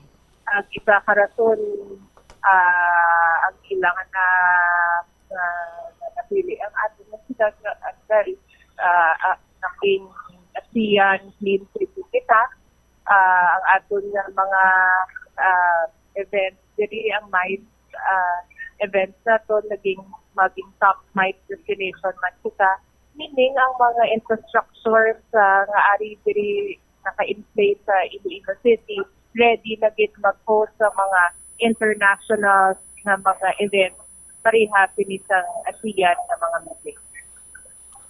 All right, bilang chairman or chairperson sa Economic Development Committee under the Regional Development Council, anong mangin mambal naton, anong mangin epekto sini or anong kaayuhan sining madulot diri sa bahin sang syudad and even Region 6 sa Mayor Treñas? Yes, dako ginibo mo chance nga tulig, no? Especially nga ang syudad subong ginatutukan sa gid ang economic trade naton diri. So with this ASEAN na mga meetings, ma-highlight naton ang mga industries nga ari sa. So sa welcome dinner gani mga local nga mga food serve sa inalantaw natin kung ano pa pwede natin na ma-highlight, no? Kay if this is economic meeting, kag mga meetings diri economic and trade, oportunidad man ni natin na mapakita ang mga local industries natin. So kung whatever we have, we can showcase to them and hopefully sa pila kadlaw ang mga amo ni nga mga industries ma-promote pagid naton hindi lang sa sang Iloilo pero sa ASEAN countries na, no? Isa gid ni ka opportunity man nga kung makita nila nga may mga patahoman kita nga mga handicraft diri sa iban pa ma-showcase naton hindi lang sa bilog nga Pilipinas pero sa mga ASEAN. Hilabi pangadaan na Mayor, isa man sa mga sarang naton ipabugal diri ang recent award sang syudad sang Iloilo bilang ASEAN Clean Tourist City, Mayor Treñas.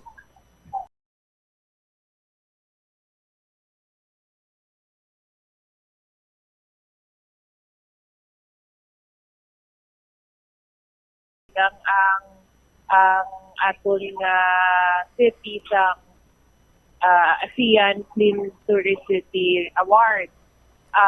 Ang dako kini nga rason kag impact mo ang aton nga syudad. It means nga ang syudad naton, Bombo-Champ, is one of those na tina-recognize. Nagkatugani kita to sa Cebu 2 weeks ago. Nagkuha kita sa award on behalf sa city, Iloilo City. And iban pala po siya nga mga countries tagtuwa lang pasyudad na ma-awardan sa Clean City. Diri sa Pilipinas, daw 3, no? Kay depende sa category sa imong city. Pero sa highly urbanized city, ang Iloilo City ang nakahatagan sa ASEAN Clean City Award. Kagti, siyempre, Mayor, ang isaman sa mga ginapabugal nato ang aton sining pagkaon dili bilang nangin kilalaman kita sa UNESCO Creative City of Gastronomy. Nagapatigin ako nga ang iban sining mga delegado excited naman nga magtilaw sa mga pagkaon naton diri, Mayor, sa siyudad sa Iloilo. Yes, Bombo-Champ, idugang sa pagidina, no? Tulan mo ang aton man nga syudad sa tanan nga probinsya, kag syudad, kag munisipyo diri sa Pilipinas, ang Iloilo City pa lang ang the first and only UNESCO Creative City of Gastronomy. Na iya ang distinction, bilog na iya nga kalibutan, no? And sa Pilipinas, Iloilo pa lang ang nahatagan. Dako gid nga dungog man na saton nga mapabugal naton din aton nga pagkaon. Kinagani Bombo-Champ na halin ko sa super sa aton terminal market.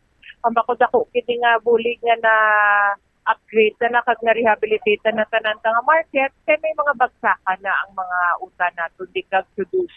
Kag isa man na karason nga naging competitive na ang mga prices ang mga utan naton, no? So, kung competitive na ang baligya sa merkado, mas maging competitive pa ang mga mabaligya sa mga restaurant natin. So, amo na nga kadamo subong turista, maglantaw ka sa social media, damo mga vlog, mga reviews nga sa Iloilo, barato ng pagkaon kag manapit pa. So, amo gina ang ginanon kita subong ang aton nga gastronomy nga barato na kita manapit. All right. With this, Mayor, sa imo sining tiyempo, thank you so much and saliwat, good afternoon. Thank you, Gid Bombo-Champ, kag mayong hapon. Derwavit si Mayor Inday Raisa Treñas sa pagdugang man sa pila ka mga dugang sining preparation sa pag-host sa syudad sa Iloilo sang ika-49 no? Sa aton sinumakabombo meeting of the High-Level Task Force on ASEAN Economic Integration. 47 minutos na nakaligad sa takna sining launa. Balikan ko linya ni Bombo Jomar Villa. Subong man sining adlaw na talana ang pag-file sang panumbungon patok sa subject sang bypass operation nga ginkasa sang Provincial Drug Enforcement Unit nga kung sa dinakwaan sa balor 14 milyones pesos nga balor sa illegal nga druga. Lakip na sinadri may mga pusel pa o. Balikantang linya ni Bombo Jomar. Bombo Jomar, please come back. Bombo-Champ, no? Balik kita diyan, no? Update lang kay natigayon naton diri mapakingutan si Police Major Dadji Dirima sang Provincial Drug Enforcement Unit, no? Kon PDEO. Sa dito nakatarana nga pasakaan sang kaso subong adlaw nga paglapas sa Republic Act 9165, no? Ang Section 5 kag Section 11 ang ining mga nagkalakpan sa drug bypass operation nga gipatigayon sang damlag lang sa may banwa sang balasan, no? Naglupok ni kay ang na-recover isang kapulisan naton 14, no? 14 million pesos sa isagi lamang sa operation. Bombo-Champ, no? Sa aton sini nga mga kabombo magluwas sa Republic Act 9165 ukon ining Comprehensive Dangerous Drugs Act of 2002 may kaso man sini nga paglapas, no? Sa sining paghupot sang armas nga wala sang nagakigo sining dokumento kun ining Republic Act 10591 ang ining Comprehensive Firearms and Ammunition Regulations Act, no, sa aton sini nga mga kabombo. So sunod diri kay Police Major Dirima, ginpahayag sini nga ang ining apat ara na sa kustodiya sang mga kapulisan, no. Madumduman nga ang subject diri amo ni si alias Bimboy, 46 anyos, kag residente sang Banwa sang istansya. Lakip sining mga opdanan o kung ginakabig sining ang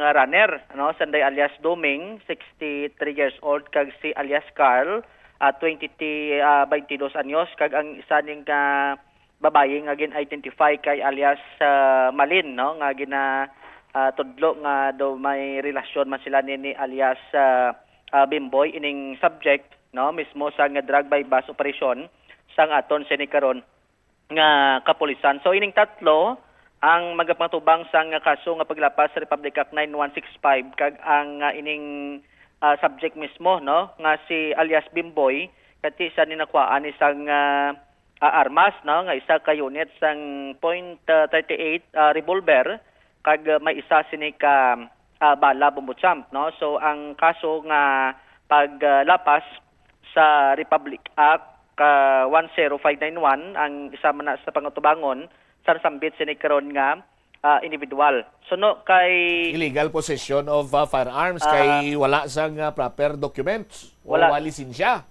Roger that, no.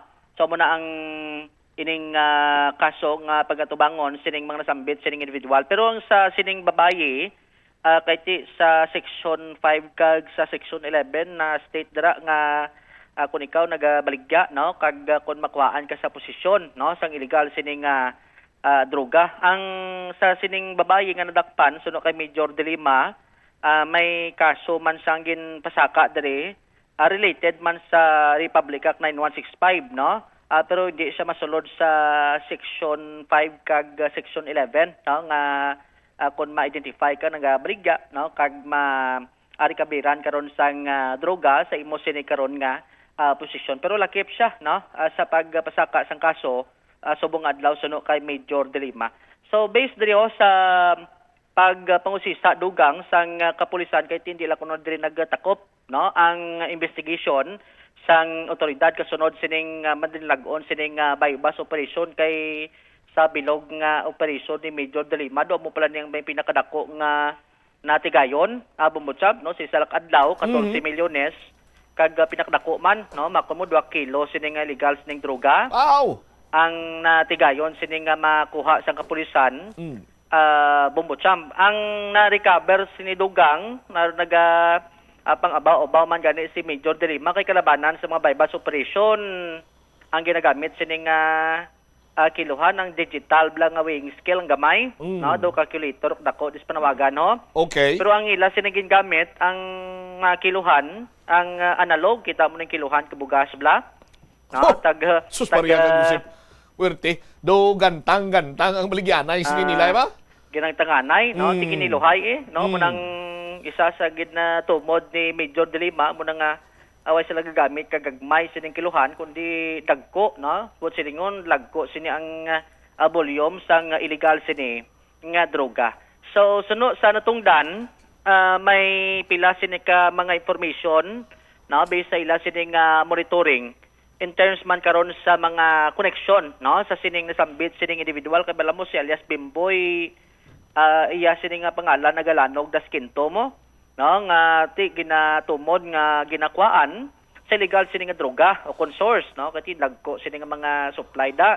Pero based diri sa kay Major Delima, may na-identify sila nga source pagid, no, ni alias Bimboy, subot silingon ang tendency sina basi ko may dako pagid sining no, nga mga illegal sining nga droga magluwas ni sa recover sining nga 2 kilos, no, sa isa gid lamang sining ka operation. Ang pag-usisa dugang kay magluwas ni nga nagagawa kuno nga source sa Lentos Metro Manila nga ginapadala diri via Roro, no, muning na-identify ni Major Delima, pero tigin na validate pa ni karon dugang sining information. Bumutsamp, magluwas sina kuno ang source ni alias Bimboy diri sa syudad nga ginakwaan sang illegal sini karon nga droga. Sa syudad? Sa syudad. Bombochamp, no? Pero ti suno sa tungdan, ginabalidate pa man nila kung ano ang mga information nga ginpang-relay sa ilan ni alias Bimboy. Pero i-double check pa na, no, kung matuod kung ano gid man ang mga ano sini, no, ang mga ginapanghambal sini karon sa bahin karon sang kapulisan, no, kung ano pa matuod ining information. Pero suno sa iya, mas mayo na, no, kay at least ma-validate nila kag ma-identify, no, kay once kuno do ginakulang ang supply, do option to ya gali ni, no, ang ginakuhaan niya diri sa city, Bombochamp ti kundo basi kun gamay ang ano ni, no, ang ginapadala sa iya halin sa Metro Manila, so diri sa kuno nagakuha sa city. So ay man sa may mention nga lugar o kon pangalan, kay balanta ti gina ano pa man ni, no, gina validate pa man sa aton sa nga kapulisan kung paano nga ma-confirm ang ining dugang sini karon nga information. Pero ti nagpasalig no, si Major De Lima nga kung sa desinong mga pangalan ang ginausisa nila na dugang, no, kag kung mahimo pa lang ti matigayo naman no, para ti mapapas ang pag-engage karon sa illegal sini nga droga diri sa may bahin sang probinsya sang Iloilo. Arib lang kabahin sang pahayag ni Police Major Dadje De Lima, ang chief sang Provincial Drug Enforcement Unit sa Mintaribus sa Bombo Radio. Sa Bombo Jomar, subong adlaw, may schedule kita sa Iloilo Provincial Prosecutor's Office, no, na pag-file sang criminal charge kontra sini sa apat ka arestado for violation sa Republic Act 9165 sa tatlo, no, Section 5 and Section 11 sa tatlo naton ka akusado. At the same time, ang sa babae naman, may ara kita gin-file separate sa iya in relation sa violation sa Republic Act 9165.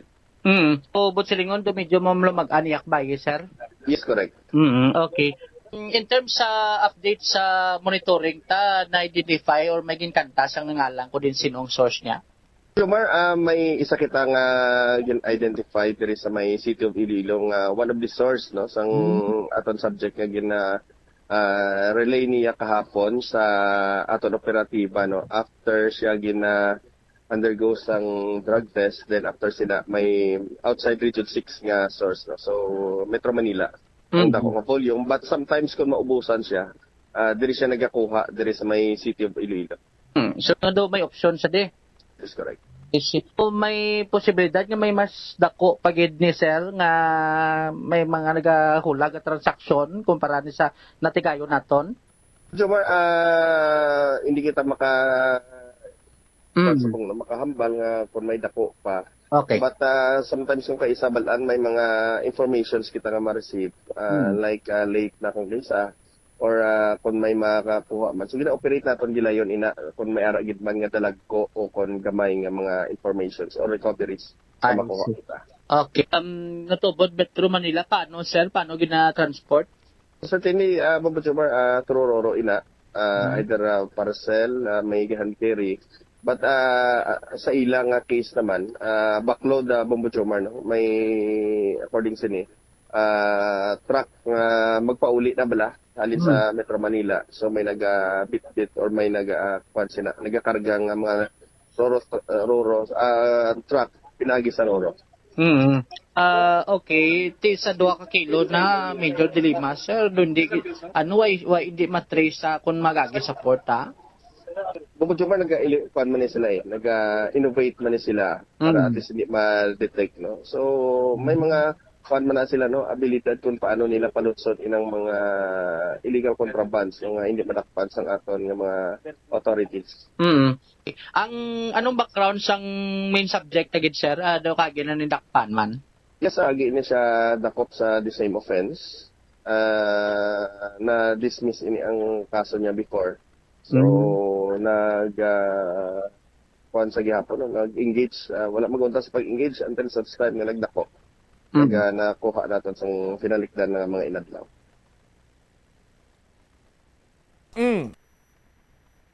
Jomar? Nabatian si Police Major Dadje De Lima, ang chief sang Provincial Drug Enforcement Unit. Tilakip sini ang panawagan, no, sa natungdan na kung sanday sino pa ni ang mga involved sini nga ti mas mayong untatan ako no ang mga illegal sining activity agod nga hindi na maglabot sa punto nga may mga magkaldakpan no kag mapasakaan sa nagakigo sa ni karon nga kaso. So challenge ni karon sa bahin sa kapulisan hindi lang sa probinsya kang isa gali kuno na tumo diri sa city no pero ti gina-validate pa na no Bombotsam kay ti bisan sino lang man basi kun do ginapatalang blang kapulisan ta no sa nga sining subject amo na nga ti importante kuno suno kay Major De Lima ang ining information nga ma-validate sang madaldalom para at least identify no kay tiya mo man ako nung hampang basta kun ara sa illegal nga droga no kun sino tong source ti hambal tapos usisao na matus ng kapulisan no duga connect lang ako no sa bahin karon sa nga sining mga individual nga nag-engage sa illegal sining droga Bombotsam. All right. So ang latest ini si Bombo Jomar Consumo Villa and this is Bombo Radio Philippines, the number one and most trusted source of news and information. Basta Radio, Bombo. Salamat gid Bombo Jomar Villa. Nagapakita lamang ining aton sini mga kapulisan way nagapabaya sa pag-operate sa mga illegalista, partikularmente mga samahin sa illegal nga droga. Pero mas mayo pagitani kung ma-identify ining mga sources amo ning panganakpon para way niya sang may mapalapta pa sa illegal nga droga diri sa aton nga lugar sa syudad or sa probinsya man sang Iloilo. Standby na kamo sa kapo lamang program kaupo naman sa kay Tita Regine. Isipang siya Blanco Vergabilin sa imo sa mananay nga hapon. May God bless us all. Para sa the number one and most trusted source of news and information, ang Bombo Radio Philippines, Basta Radio Bombo! Yari ang mga simple nga paagi agon makakinot sang tubig. Kaayuha ang mga taga sa tubo ukon hose. Hindi tanan nga taga sa mahapos kagilayon nga makita tungod ang mga tubo ukon hose ang nakalubong sa duta ukon semento nga bahin sang balay. Kung magsigi ang mga tagas nga ini, mahimo nga magalabot sa 10,000 ka litro sang tubig ang mausik sa isa ka tuig. Maggamit sang leak detection tool ukon magkonsulta sa mga eksperto kung may pagpangduwa-duwa nga may tagas sa mga tubo sang tubig agod ini gilayon nga makaayo. Wala sang adlaw nga ginapili ang mga aksidente. Gani ari ang mga tips nga dapat tandaan sa tion nga nagamaneho. Una, regular nga i-check ang kondisyon sa salakyan, lakip diri ang tire pressure, bastante nga oil kag brake fluid, kag ang side mirror ang dapat nga yara sa insakto nga anggulo. Siguraduhon nga hugot pa ang mga breakers kag matinlo ang air filter. Ikaduha, mag-seatbelt apisar malapit lang ang kaduan. Ikatatlo, mag-signal sa tion nga nagaliko. I-on ang signal light kung ikaw ang yara sa ginabanta 300 katapaka halin sa imo likuan. Ini nga pahanumdom ang ginadulong sa imo. Plus Wala di Iloilo, Billboard of Activities for February 15 to 21, 2026. Rock songs kag iban pa ang saliwat mangin inyo as the Binhi Band is due to give you one great musical extravaganza sa concert at the Plaza. Blasting off alas 6 ng gabi sa Pebrero 21, Sabado. Sa tion sa musical show, napulo ka mga matahong nga Plus Wala di Iloilo, Valentine's Edition Mugs kag madamo pa nga iban ang igaparapol sa mga suki sang Plus Wala di Iloilo. Sa February 22, Domingo, ginaagdang tanan nga mangin kabahin sang Eucharistic Celebration nga paghahiwaton sa Latolda sa mga adlaw alas 11 sang aga. Sa tion sang Holy Mass, ipangamuyo naton sa Ginoo nga padayon niya nga tandugon ang kasing-kasing sa mga tao nga involved sa anomalous flood control projects nga pamatian ang panawagan angot sa restitution. Plus Wala di Iloilo, we remain to be one with you in the common hope for a better community and a progressive country in 2026. Paano ipabilin nga matinlo ang ginakaon nga mga prutas kag utan? Dapat nga regular ang paghugas ng kamot nga may habon sa sulod sang 20 segundos bag-o kag pagkatapos mag-uyat sang anuman nga butang. Hugasan sa maayo mga prutas kag The Farmer's Bazaar, your traditional public market with the touch of Las Walados, ang isa ka lugar nga gintukod sa tion kag sa kasagsagan sa COVID-19 pandemic nga may tinutuyo nga maghatag sa imo sang safe marketing experience. Subong nga ang COVID-19 hindi nagidman dako nga pamahog kag nagapakadto na kita sa next normal. Rest assured nga ang Farmer's Bazaar will further evolve agud yung magpadayon sa paghatag sa inyo sing satisfying marketing experience. The Farmer's Bazaar, Sa lower level, tara na pahamtang ang fish, poultry, kag meat section. Para naman sa inyo mga kinahanglanon nga prutas, utang kag iban pa, magbisita sa upper level, pinaagi sa paggamit sa hagdanan o kon sa pagkadto direkta sa parking lot. The Farmers Bazaar, your traditional public market with a touch of Plazuela Dos. Manang risgo sang vitamin deficiencies nga nagatugas ang physical kag emotional changes. Santo sa isa ka scientific study, ang B vitamins ang importante agod nga mag-function ang body cells nga nagabulig sa metabolism, paghimo sang bago nga blood cells kag nagabulig sa pag-maintain sang healthy skin cells, brain cells kag body tissues. Magluwas sa supplements, lakip sa mga pagkaon nga bastante sa vitamins sa moang karne, whole grains, prutas, gatas, cheese kag mga ulutanon. Nagabulig sa paglikaw sa nanuhay tuay nga balatian ang simple nga pagkaon sang citrus fruits kaangay sang pomelo nga puno sang powerful immune boosting antioxidant. Ang pomelo ang puno man sang lycopene, isa ka anti-inflammatory, anti-aging antioxidant nga nagapanami sang supat. Ang duga naman sang panit kag dahon sang pomelo ang natukiban nga makapatay sang cancer cells kag nagapalikaw sa paglapta sini sandig sa test tube studies. Yari ang mga importante kag praktikal nga mga pamaagi agud makakinot sang tubig. Sa kusina, magamit sang yahong o kon labador sa paghugas sang mga ulutanon o kon prutas. Magdesignar sang baso o kon water bottle agud gamiton sa bilog nga adlaw agud indi magsigi panghugas sini kada matapos ang pag-inom.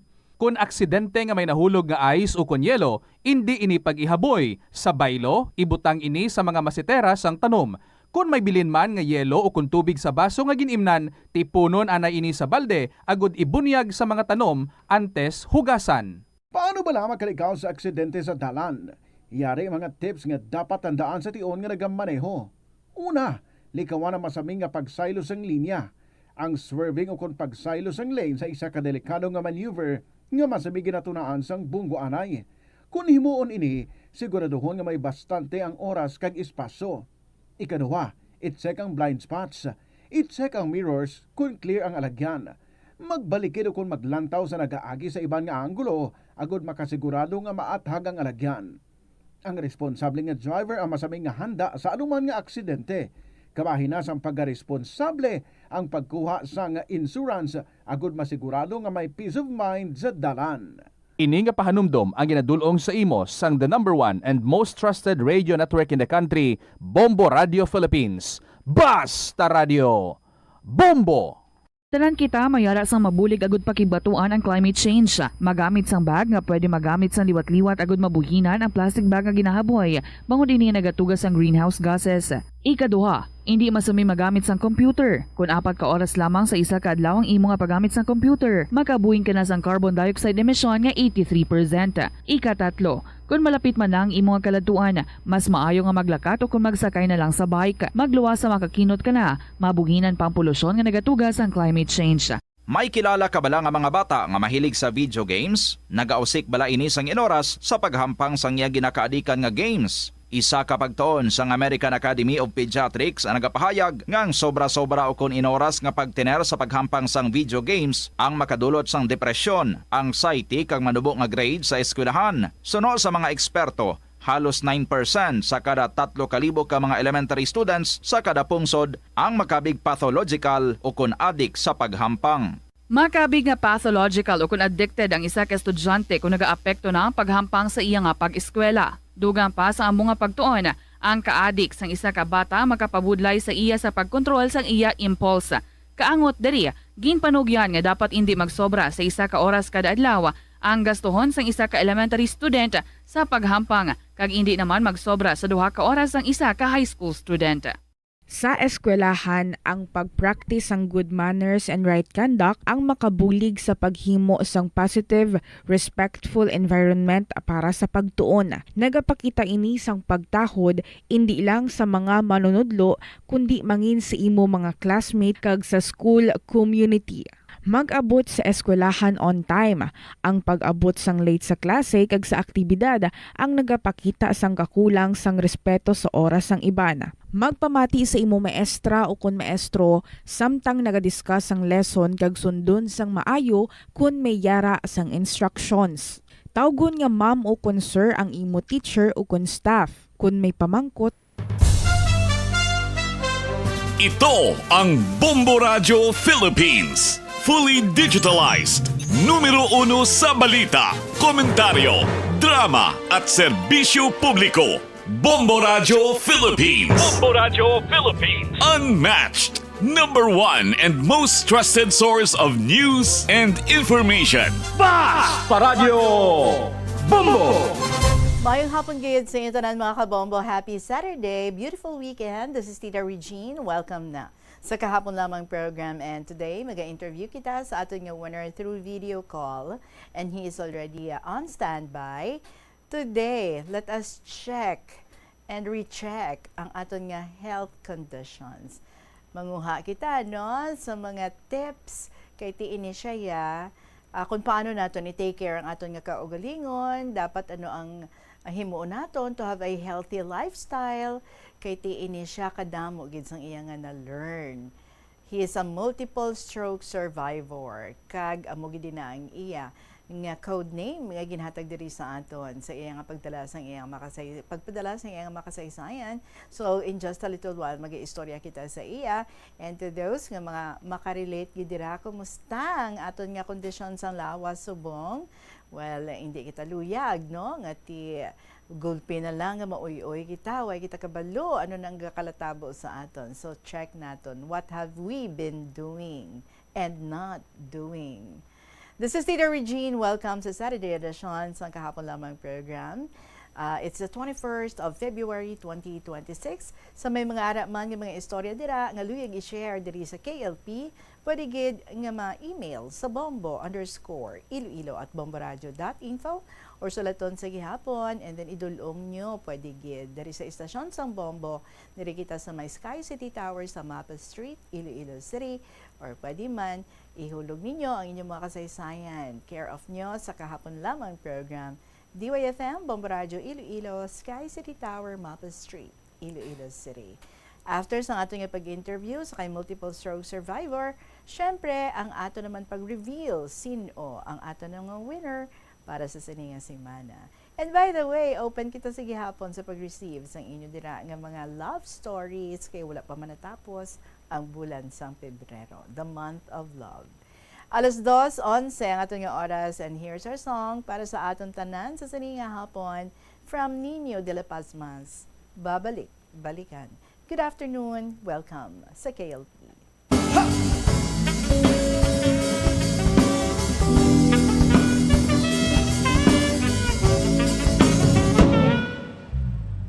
Di sinasadyang mga mata ay nagtagpo at bigla na lang napalapit ang aking puso. Sinuklian mo ng ngiti ang aking ngiti, at ang dibdib ko ay di na napakaling. Nagising ang matagal na ibig, nagising ang aking damdamin, kaya't ako'y aasa na rin. Balikan kita, hindi pa yun ang huli nating pagkikita. Marami pang nais malaman at mayroon ding nais ipaalam, kaya't balikan kita. Kung alam mo lang, ikaw ang siyang naging dahilan na ang umibig ay muli kong natutunan. Malamang maya't maya ako'y nandiyan na naman, pagkat pangarap ko'y muli kang mamasdan. Di ko man maamin ng aking damdamin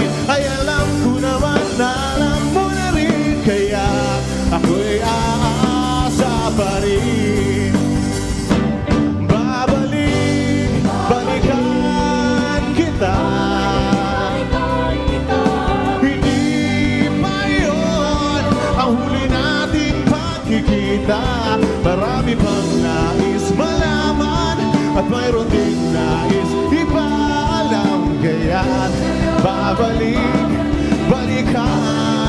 kita. Balikan kita. Hindi pa yun ang huli nating pagkikita. Marami pang nais malaman at mayroon din nais ipaalam. Kaya't balikan kita.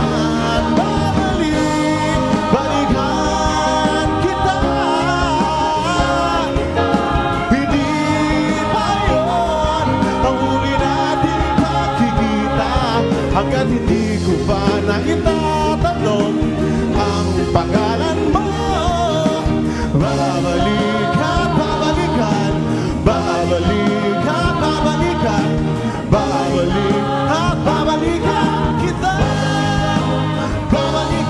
kita.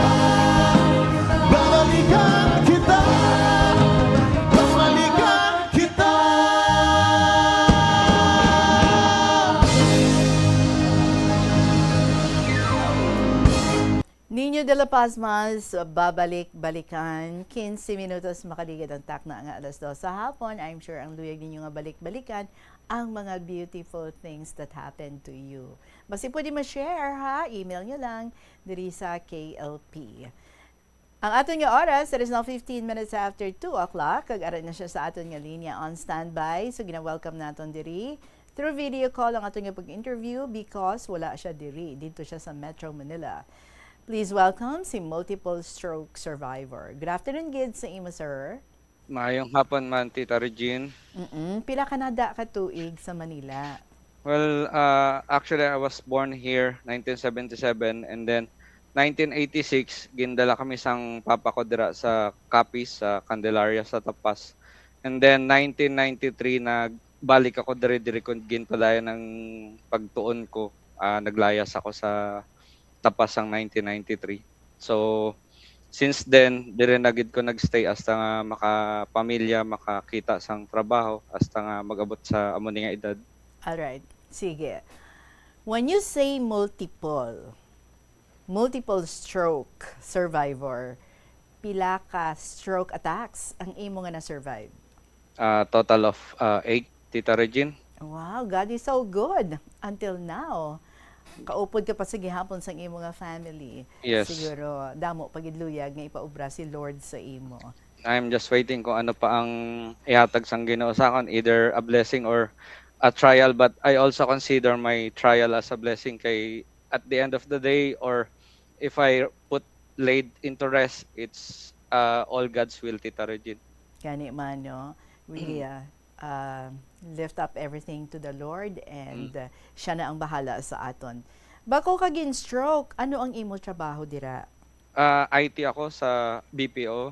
Okay. And then at the same time, on-call ako, freelance ako, computer technician. I see.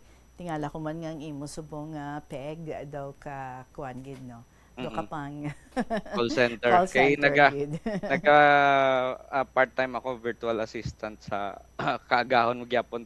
Amo gani nga super workaholic ako kay ang schedule ko 3 AM to 11 AM gyapon eh. Daw wala gid ako nadudla. Aha. So amo nang imo usual nga routine? Anong Yes. imo usual nga routine kung nagatrabaho ikaw? Sa kaagahon basta makabugtaw ako, aga man ako tulog. So 3 in the morning up to 11 in the morning pero kung may on-call ako sa on-site, wala ako na gina-log-in, nagakadto ako sa GWA, naga-service ako sa GWA. I see. So after work, nagabaton ka pag on-call jobs. May mga clients, ikaw. Ano yung mo ginaubra?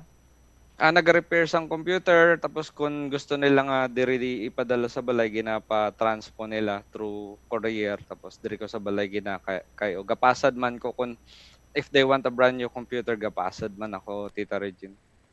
So it's all about computer gid ang life ko sang nakatuon kag nakahibalo ako mag repair kag mag-assemble, mag-program sang computer. I dedicated it to that industry or business, Tita Regine. very skilled gali ikaw ha sa sina nga linya. So bali pila ka oras ang imong trabaho kag pila ka oras pagid ang imong gina-spend para magbaton ka extra job in one day? Sang naga-call center pa ako, it's a full 9 hours kay it's a regular job. And then kung nag-on call ako, as much as possible, kinanglan ko siya matapos within 2 hours. Amo na siya sa una. With that activity, pila na lang ka oras ang imo nga tulog? Like say, kung may ara ka pa mga on-call nga mga jobs. Ginako lang gid Tita Regine, pero sa una wala ko siya ginasapa kay paminsaron ko. Sarang ko pa, and then ang naga-mindset ko sa una, what your mind think your body will follow eh. Amo na per me ang kumbaga mindset ko per me. So bali tell us, mga pilagid ka oras na lang ang imo nga matulog? 3 or 4 hours na lang gid in a day. For how long nga amo sa? Halin sa kung makapuli ko, mga alas 5 sa hapon, and then mabugtaw ako alas 8 or alas 9. So bali pila ka tinuig nga amo sina?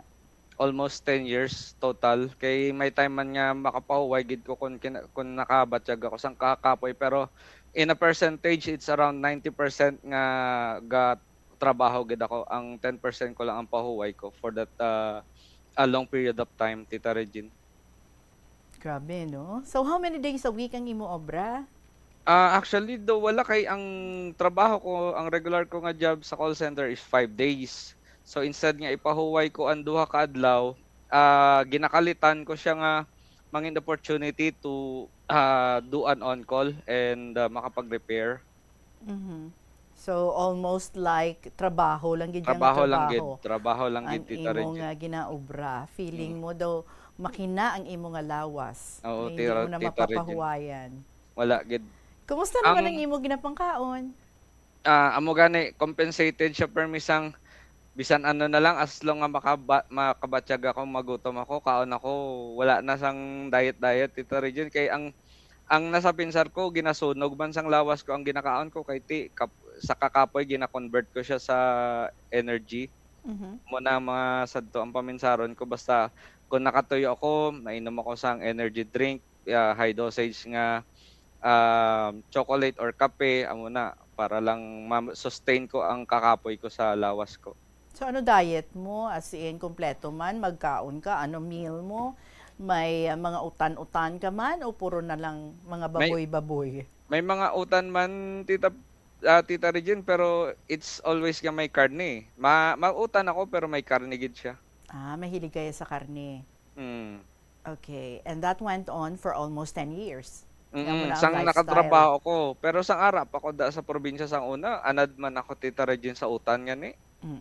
Okay, sige. So sugiri kami. Ano ang natabo that fateful day in August 8, 2017?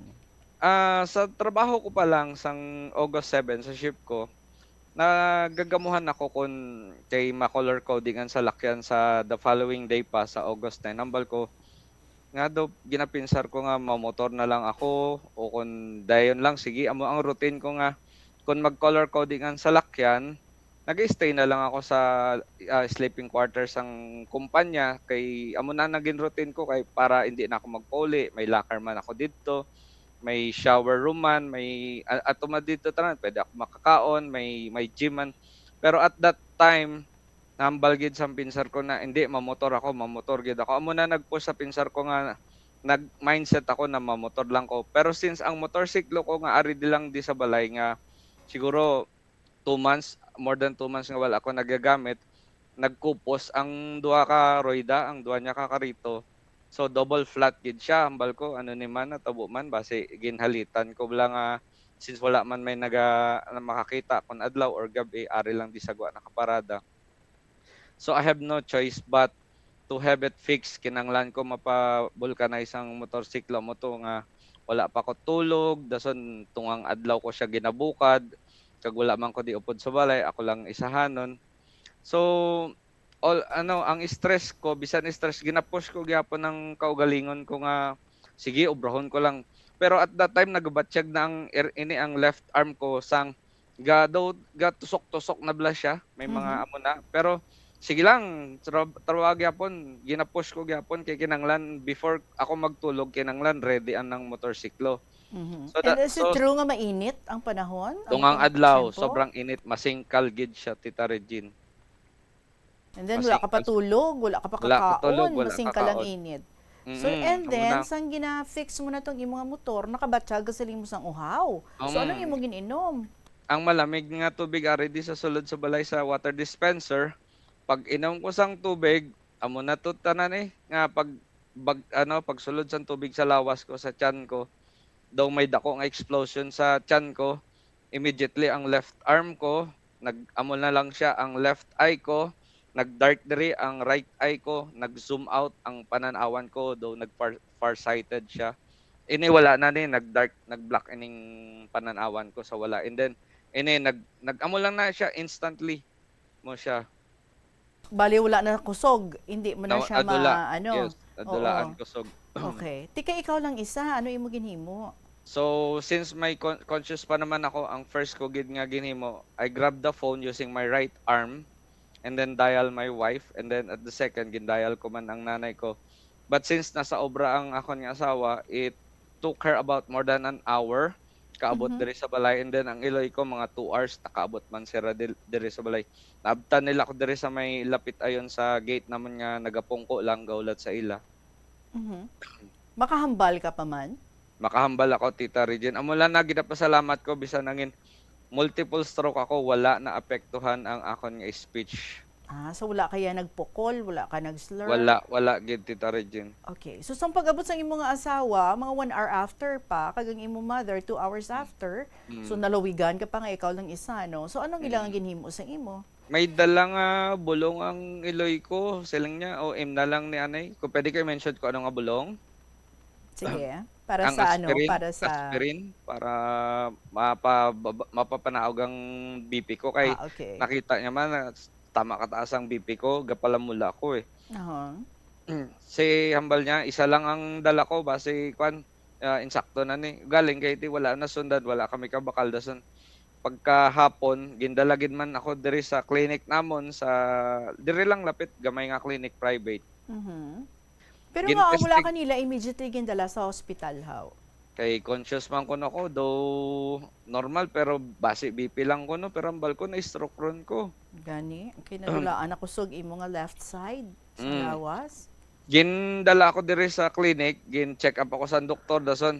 Ginpasulat niya man ko, bisan daw balik out pero makasulat dason gin pa ano niya ang left arm ko, ginpa-press niya ako sa iya, ambal niya daw hindi ka man stroke base nag-high blood ka lang, amo na gin resetahan ako, amo na bakla nyo ang bulong. So bottom line ginpapauli lang ako, wala nilang gindala sa ospital. So amo to, gintulog ko lang ang stroke ko.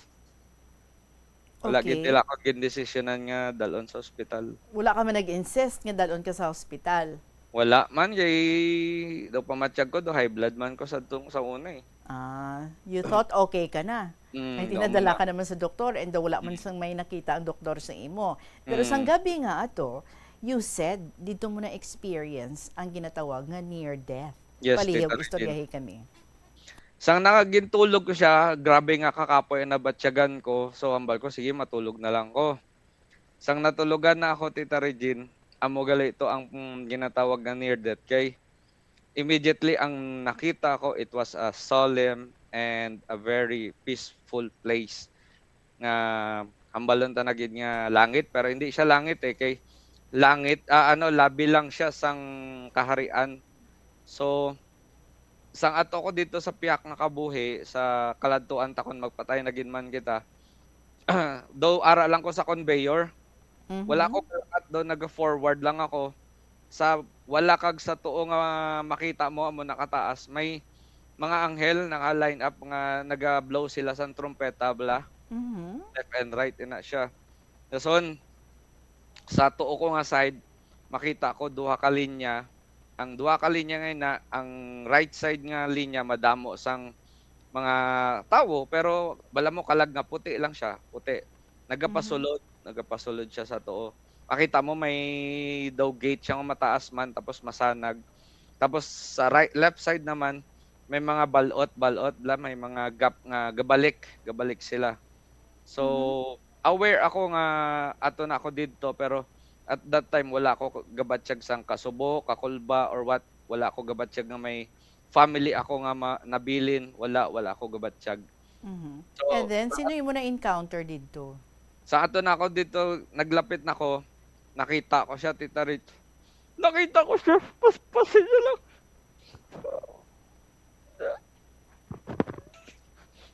Nagatubang ako.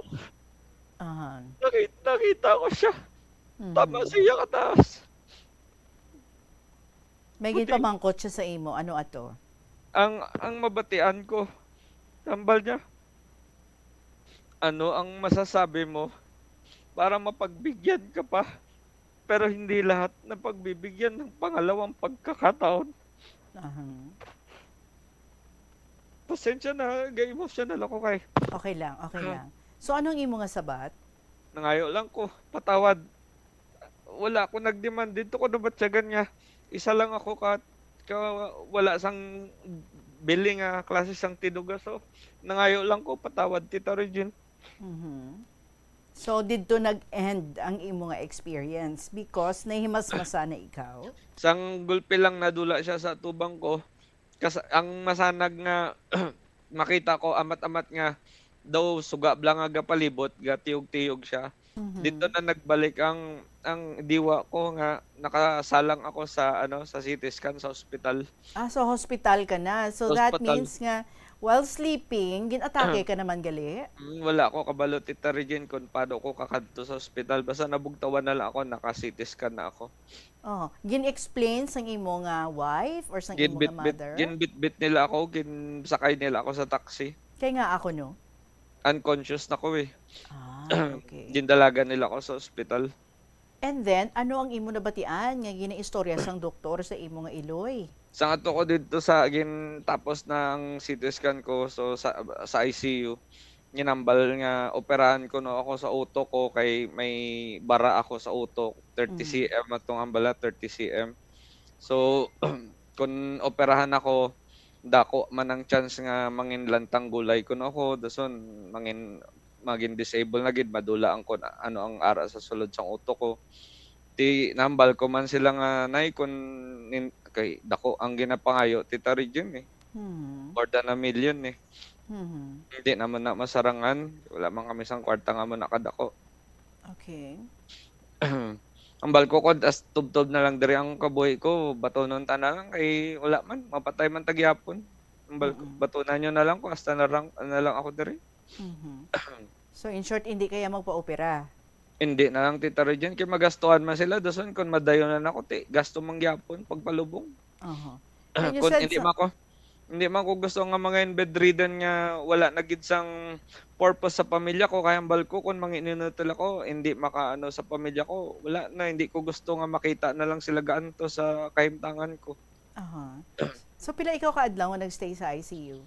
Actually, wala, Tita Regine, nga isa kadlaw kay pag-abot ka pa ng balko na magwa na lang ko kung daw wala man ta ginaatipan di kay hambal ko kung operasyon ng ilang nga gusto hindi ako magpasugot. Di nagpirma na lang kami sang waiver nga magwa ako, Tita Regine. Okay. So hindi ka magpa-opera and then gusto mo na lang yung magpauli. Magpauli na lang ko. So sang gin-discharge na ikaw, paano kanila ginabuligan? Anong ilagay sa imo? 3 months nga bedridden ako, Tita Regine. Totally wala gid sang nakahigda lang ako, tapos kung pakaunon, pabangunon, kung paliguan, pabangunon man, alalayan para makakadto sa CR. Pero most of the time nakahigda lang ako, basta malimpyo na ako, may pagkaon ako, nakahigda lang ako So bali, ang lawas mo duha na gid ka side ang hindi na makahulag normally?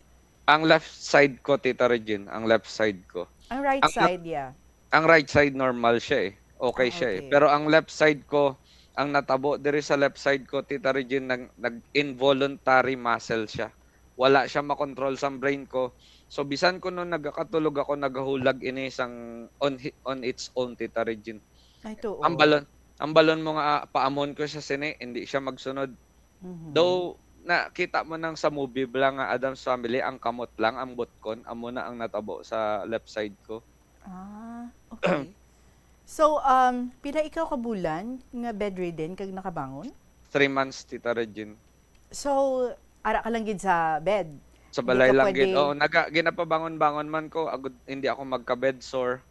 Makalakat-lakat ka? Sang 3 months, Tita Regine, amo to nga try ko gid nga maglakat ako. I see. So, apisar nga na-stroke ikaw, nagpadayon ka gihapon sa pagbaton trabaho sa imong mga Sang- clients. Paano mo nahimo ini? Sang bedridden ako, Tita Regine, wala. Pero sang nakabangon-bangon na ako, may mga naga-message sa akon kay Bermans eh. Oh. Sambal ko, sige, sarang ko, ambal ko sa Tagalog. Kaya ko po, sir, sabi ko, basta i-remote ko lang, kaya ko, walang problema. Since remote lang siya, ma-post lang sa akon, matubang lang ako sa computer, then i-communicate ko sila para sa ang ginobrata, dason ipa-download ko sa computer nila ang pang-remote nga software. So, amo na, Tita Regine. Hindi man mabudlay sa akon, kaya tubang lang ako sa computer. So, that's after 3 months. Yes, na tita. nag-okay-okay na ikaw. Oo. By the way, when was the last time nga gin-stroke ikaw? December 25, 2022. Christmas Day. 2022. Tanan nasa ga-celebrate sang Christmas, ako nasa hospital. Okay. Sige.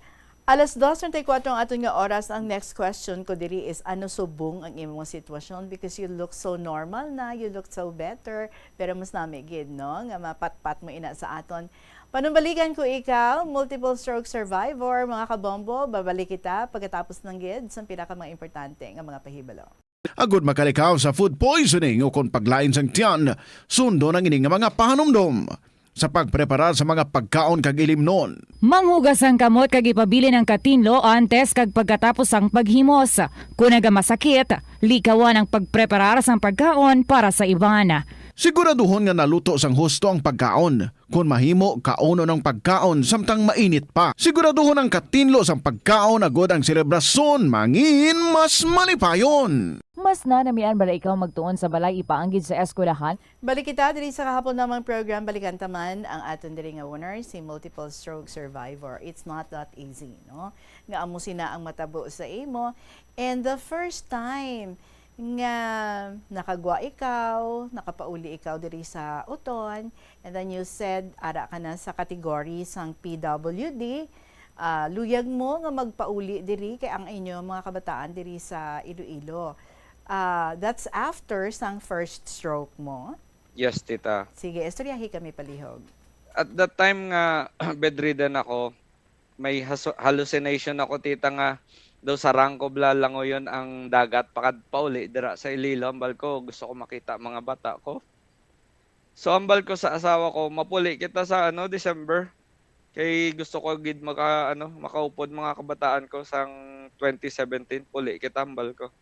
Nag-istorya na sila, so nag-advance booking kami for December. Gin-ready ko man ang lawas kung kinanglan makaredy ako magbiyahe kay first time ako mabiyahe sa eroplano nga amo na ang kaimtangan ko, isa ako ka person with disability. So nagabot na ang adlaw nga mapuli kami, though ang adrenaline ko nag-arab lang nga ginatawag nga adrenaline rush. Nasarangan ko man nga makapauli pa Iloilo bisan gabi ang biyahe namon. And then anong natabo sa nakita mo ng imo nga mga kabataan, mga pasyente mo? Pag abot ko sa Iloilo, kita ko mga bata ko, okay man kami. Dason, pag ang kakapoy ko bla sa biyahe, siguro nag-sink in na, nagdubo ng adrenaline ko. Nagpinot ang dugan ko, ang lawas ko, nagpabatsyag man sang cramping, hambal ko. Pangita ka mo man naghilot kay dugalain pamatsyag ko, dason ihigda ko na lang ni. So ginailot nila ko, tubtog nga matulugan ko. Amo na. And then naumpawan ikaw? Kinagahan, kinasunod niya adlaw na umpawang man ko. Nagpasalamat ko kay wala man ka problema sa biyahe ko. So abi ko anay madugangan ang problema ko. So wala man. So praise God, no? And then nag-experience ikaw first Christmas nga isa na ikaw ka stroke victim. How was it? Masadya man kay upod ko sila galing hindi na ako makabulig basta nagapungko lang ko, tulok-tulok na lang wala You cannot do anything for them Basta mata na lang gid ang kuan mo, maibulig mo na lang. First time ko mabatyagan nga hindi ko makaobra sang bisan gapungko lang gid. And how did you feel?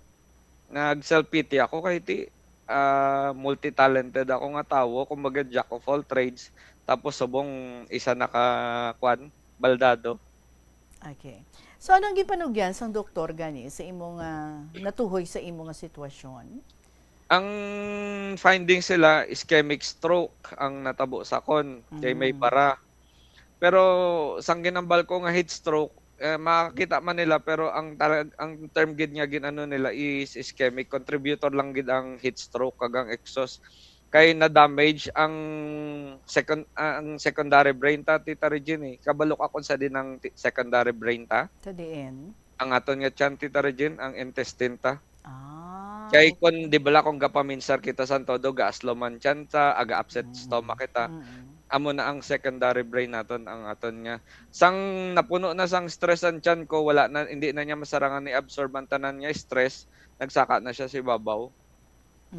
Kaya wala ang imong lifestyle nga daan before that is kulang ka sa tulog, kulang ka sa pahuway, tapos daw hindi healthy ang imo ginapangkaon, Yes, no? tita. Yes, tita.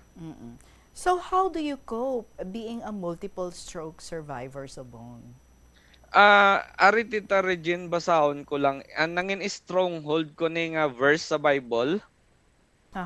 Ang Deuteronomy chapter 32 verse 39.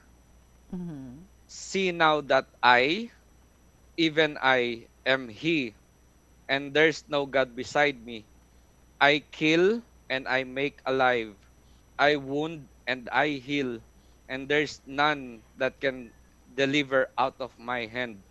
Sang mabasahan ko ni Tita Regine, ang tanan nga gakatabo sa kon, bisan nangin amo kasi nigapati ako nga one day, totally heal ako sang Ginoo. Kay kung gustohon sang Ginoo, Tita Regine, nga mapatay ko, kuwaon niya ko, wala ko mahimo. Pero it's already more than 8 years.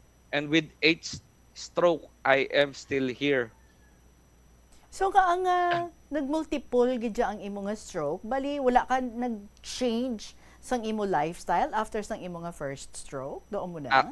Oo, actually ara siya, Tita Regine, sa mga masunod ko pa nga sulat sa imo kay detail ko gid siya para makahangop man ang kaparehas ko nga mga stroke survivor nga it is not very easy to be a stroke survivor or any kind of sickness, ang may cancer, bisan ano mangin stressful kagid.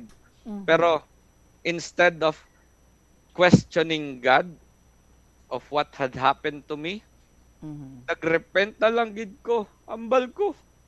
Sige, batunon ko ang pagtilaw nga nag-abot sa akon, if this is the cause of cleansing me from my sins, batunon ko. Nangin makasasala man ako, Tita Regine.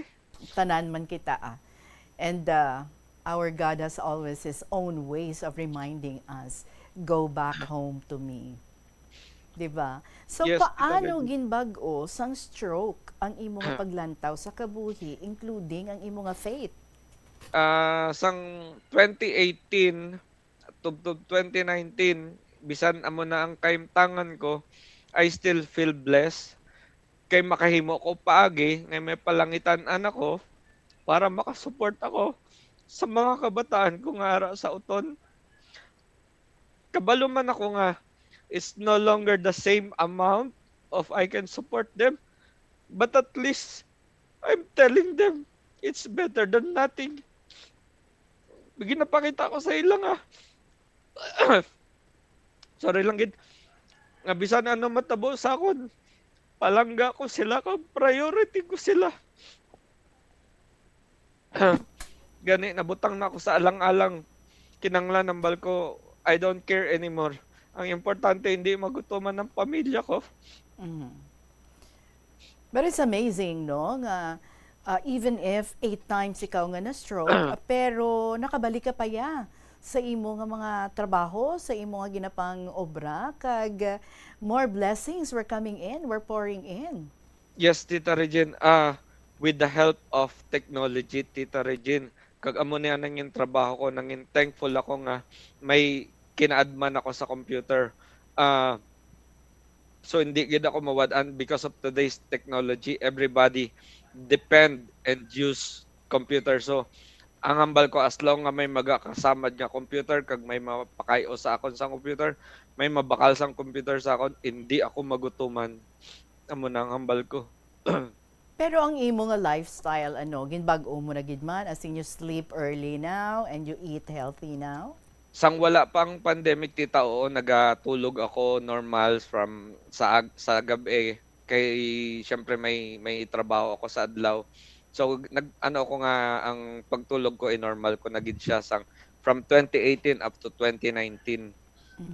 So naka-recover man ako, nag-ayo-ayo man ang paghulag ko, tsaka mo na nga tion, Tita Regine. Okay. So sa naagyan mo nga ina, ano ang imuluyag ipanugyan sa tanan, sa amon tanan, regarding sa pag-amlig sa aton lawas, especially to avoid being a stroke victim? Ang mambal ko sa mga kangay ko or kasubong ko, may mga ginagyan sa ilalawas. Matuod gid man ang ginambal nga health is wealth.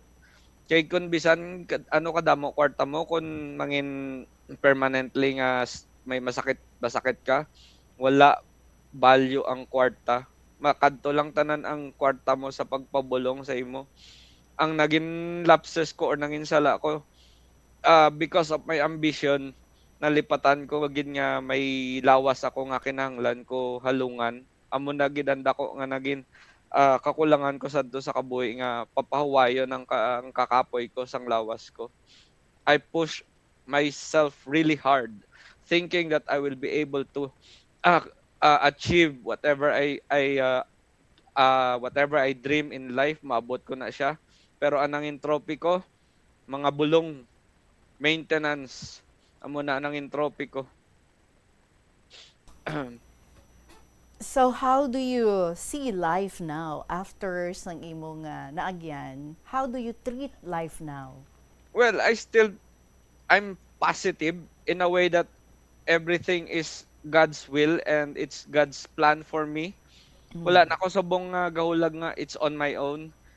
Naga-pray na ako sa gabi kon magtulog, kon magbugtaw. I always pray nga Ginoo or Panginoon, whatever your plan to me, since ginabugtaw mo pa ako kon aga, even though it's really hard, sige lang, I will keep on fighting kay amo na ang imo kagustuhan sa kon. Ang treasure nga ihatag mo sa kon sa piyak nga kaboy, amo na ang gusto ko mabaton. Hindi nga mapadaog ako sa depression ko, nga ginambal sang uto ko nga mangin matay ako or may suicide kay inutil na ko, hindi ginabatuan ko ina. So positive ako, Tita Regine, in spite na amo na lang ako sinisubong. Kay at the end, Tita Regine, bayaan tanitanan ang importante, makaatubang kita sa Ginoo nga, Lord, I'm ready. Amo na ang mambal ko. So, those days nga trabaho ka lang nga trabaho, you thought, no, nga dumakina ang imo nga lawas, makatiyempo ka pa man to, amo to nga mga times, like say, makapangamuyo ka pa man, makasimba pa man ka mo? Wala, Tita Regine, amo man na isa, wala. Makadto, hagaron ko ang pamilya ko, masimba kami daw, kung kaysa 30 minutes or less than 30 minutes, tapos kung hindi ko gani magustuhan ng ang humili sa pare, ang balko, sige, lakat tam, kadto na lang ta sa fast food, makaon na lang ta. Amo na nangin pamatasan ko sa una, nagkulang gid man ako sang time sa Ginoo, Tita Regine.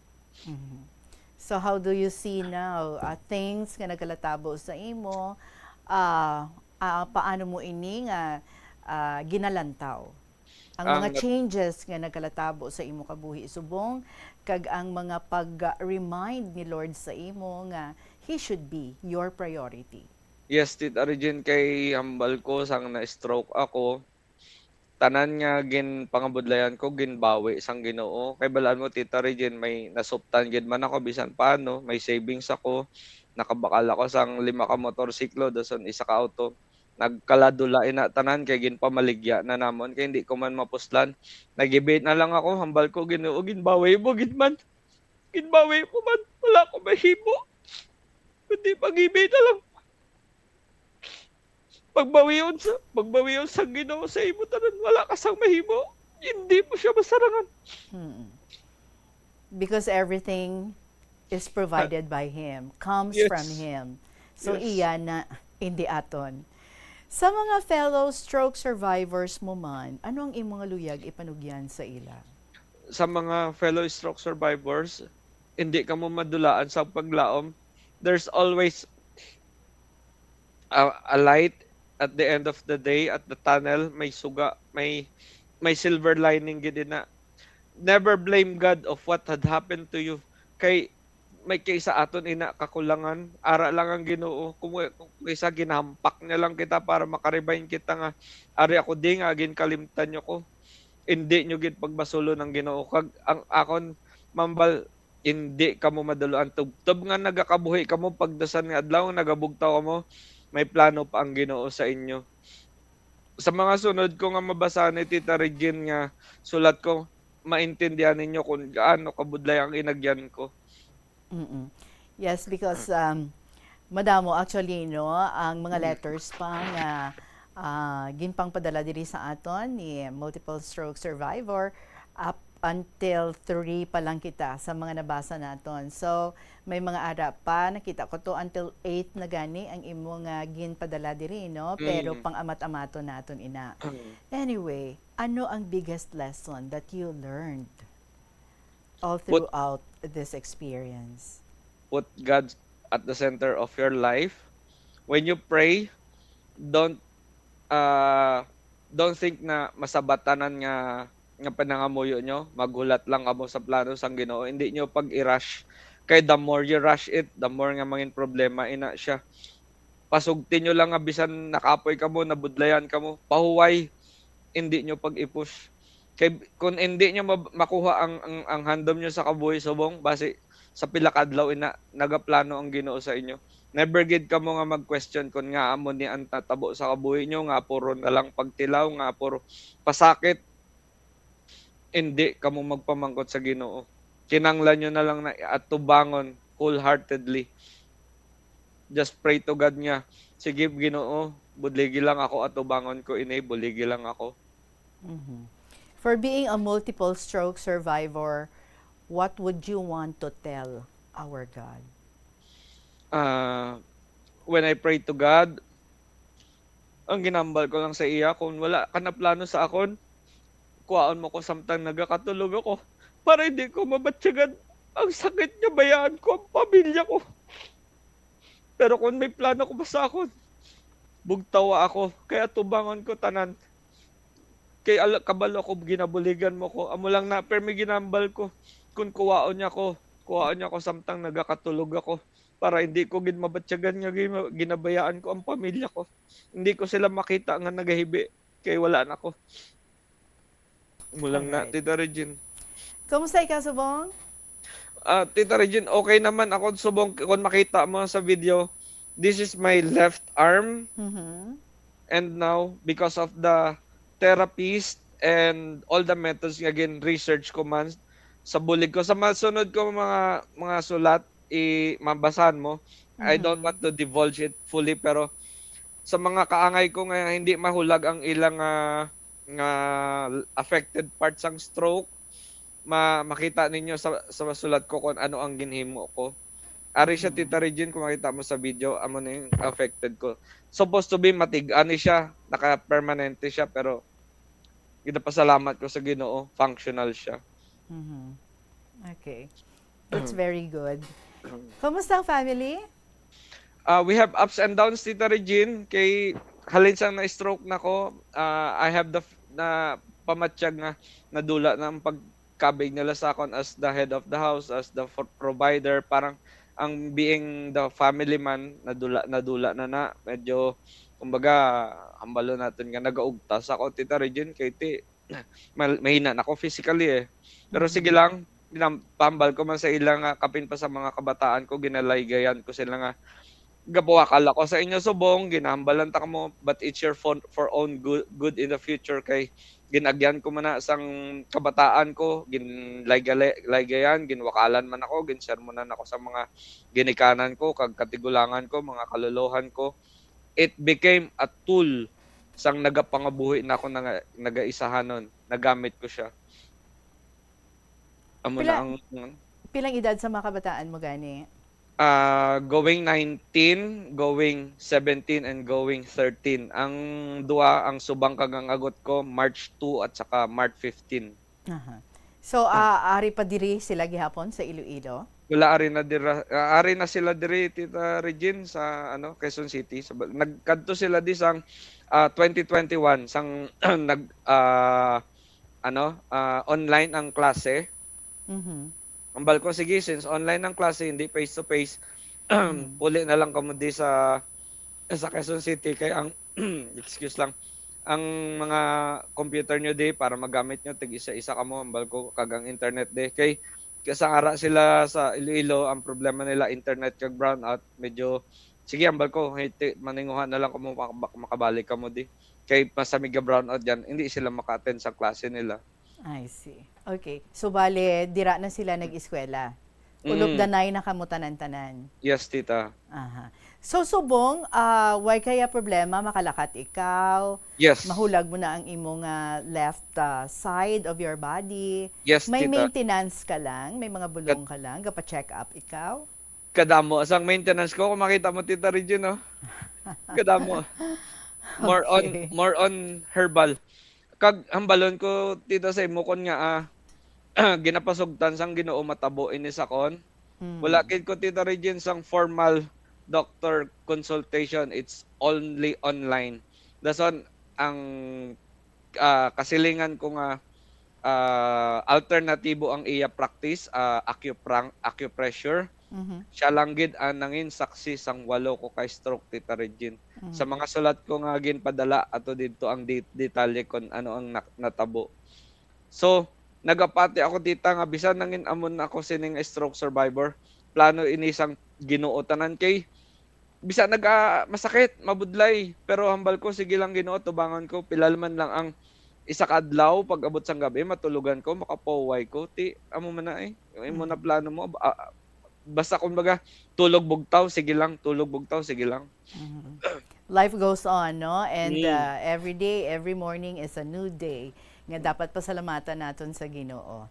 Madamo gyud salamat sa pag-share mo diri sang imo nga inagyan diri sa kahapon lamang program, and I do believe nga kadamo sang mga na-touch mo nga mga kabuhi with your witnessing sa sining hapon, with your sharing. Ako naman, ang mahambal ko lang, no? We entrust everything to the Lord and we replace fear with faith and doubt with trust. With God, nothing is impossible. Thank you so much, Gid, sa imo, multiple stroke survivor. I have already given you ang mga instructions kung paano mo nga makuha ang imo nga prize. Yes, may mga tita. luyag ka pa nga ihambal or may luyag ka nga tamyawon. Go ahead. Ang mahambal ko gid dira sa pamilya ko sa utod ko, nagapamati ka mo. Pasayloan niyo lang ako kung may mahambal ako sa inyo kay bisan na mo ko sini mabugat ang palasaanan ko diri sa Metro Manila para ma-provide ko sa pamilya ko. There are times when I'm really stressed. Makatext ako sa inyo sang hindi nyo magustuhan, pero tani maintindihan nyo lang nga bisan amo ko sini I'm trying my best for my family. Nga nagapangayo lang ako sa inyo, pasaylo kung mabatian ninyo. Pasayloan nyo lang ako. Mula na mambal ko, tita. Okay. Madamo yung salamat sa imo sa liwat, and God bless you. And we pray for your total healing. Kagabay wala na sa mga further nga stroke nga mag-aabot. Si multiple stroke survivor, mga kabombo, ang aton nga naging interviewee, ang aton nga winner. 57 minutes after 2 o'clock sa pagpanubalik sang kahapon lamang program, our announcement of our new winner for this week. Magabalik kita pagkatapos ng pinaka mga importante ng mga pahibalaw. Mas nanamian ba ikaw magtuon sa balay ipaanggid sa eskwelahan nga madamo ang tawo? Isa ka panugyan para epektibo ang pagtuon sa balay, amo ang pagpangita sa designated area agud nga matiniran kung ikaw nagasulat, nagabasa o kung nag-review. Pwede man nga lamesa sa kusina o kung sa desk sa sang inyo nga balay, pero hindi gid maghigda sa imo nga katre samtang nagatuon. Inibagod nagakatemtar gid ikaw nga magpiyong-piyong, tubtub nga dalayo na ikaw nga matulugan. Siguraduha man nga malimpyo kag organisado ang lugar nga imo ginatun-an. Ini nga pahanumdom ang ginadulong sa imo sang the number one and most trusted radio network in the country, Bombo Radio Philippines. Basta Radio! Bombo! Kung ikaw isa ka chess lover, yari ang pila ka brain benefit sa paghampang sini. Kag kung wala ka nagahampang sini, umpisahin na. Sunod sa pagtuon ng paghampang sang chess makabulig likaw sa Alzheimer's disease. Bangod ang utok nagatrabaho kaangay sang muscle, nagakinahanglan ini sang exercise agud mangin healthy kag malikawan ang injury. Before we announce our winner para sa sininga simana, tagaan na iligwa, no? Ining birthday greetings, special birthday greetings nagikan kay Inbi para sa kay Mia, who is going to celebrate her birthday tomorrow, February 22, Sunday. Ang iyang mensahe, you're 1 year older, how you are blessed, born in this month of love. Fully enjoy your special day with peace, contentment, and love as Lord Jesus showers you His blessings of good health and long life. So be grateful for the precious gift of life bestowed to you by God. Happy birthday and many, many more with love and prayers in B. Again, that goes out to Mia Sangbingawan and also advanced happy birthday man sa kay Miss G on Monday. Damo sila ba para sa bulan sa Pebrero? Anyway, madamo inyong salamat sa tanan-tanan naton ng mga letter senders. Ang inyong mga istorya, wow, are keeping us alive and awake every 2 p.m. to 3 p.m. from Monday to Saturday or to Friday ang atong pagbasa, and every Saturday nag-interview kita sa atong winner. So ginapasalamatan ko gid especially ang atong mga letter senders for this week and mga mangin letter senders manaton kabay on the way na ang inyong mga istorya ang luyag man nga ipasakop diri sa kahapon lamang program. Let's touch lives. Huno sa imong istorya, madamo gid ang matouch mo nga mga kabuhi because of your stories. So write your stories now. Email sa bombo_iloilo@bomboradio.info or sulaton and then ipadala. Sa kahapon lamang program, DYFM, Bombo Radio Iloilo, Sky City Tower, Mapa Street, Iloilo City. To win 1,000 pesos in cash and ma-interview kita sa iya next Sunday or next Saturday, February 28. Congratulations! Ikaw ang ating winner for this week, Rico, sa 2nd District. Once again, our winner for this week, Rico, sa 2nd District. With that, mga kabombo, nagpasalamat ako sa inyo tanan. Enjoy your weekend. We'll see each other again on Monday. Maraming salamat. Magasunod na ang mga dramas every afternoon to Yang Ermitanya, Provincial Jail, kag ang Dear Diary. Sa gihapon ninyo nga alagad, si Tita Regine para sa kahapon lamang program. Good afternoon and God bless.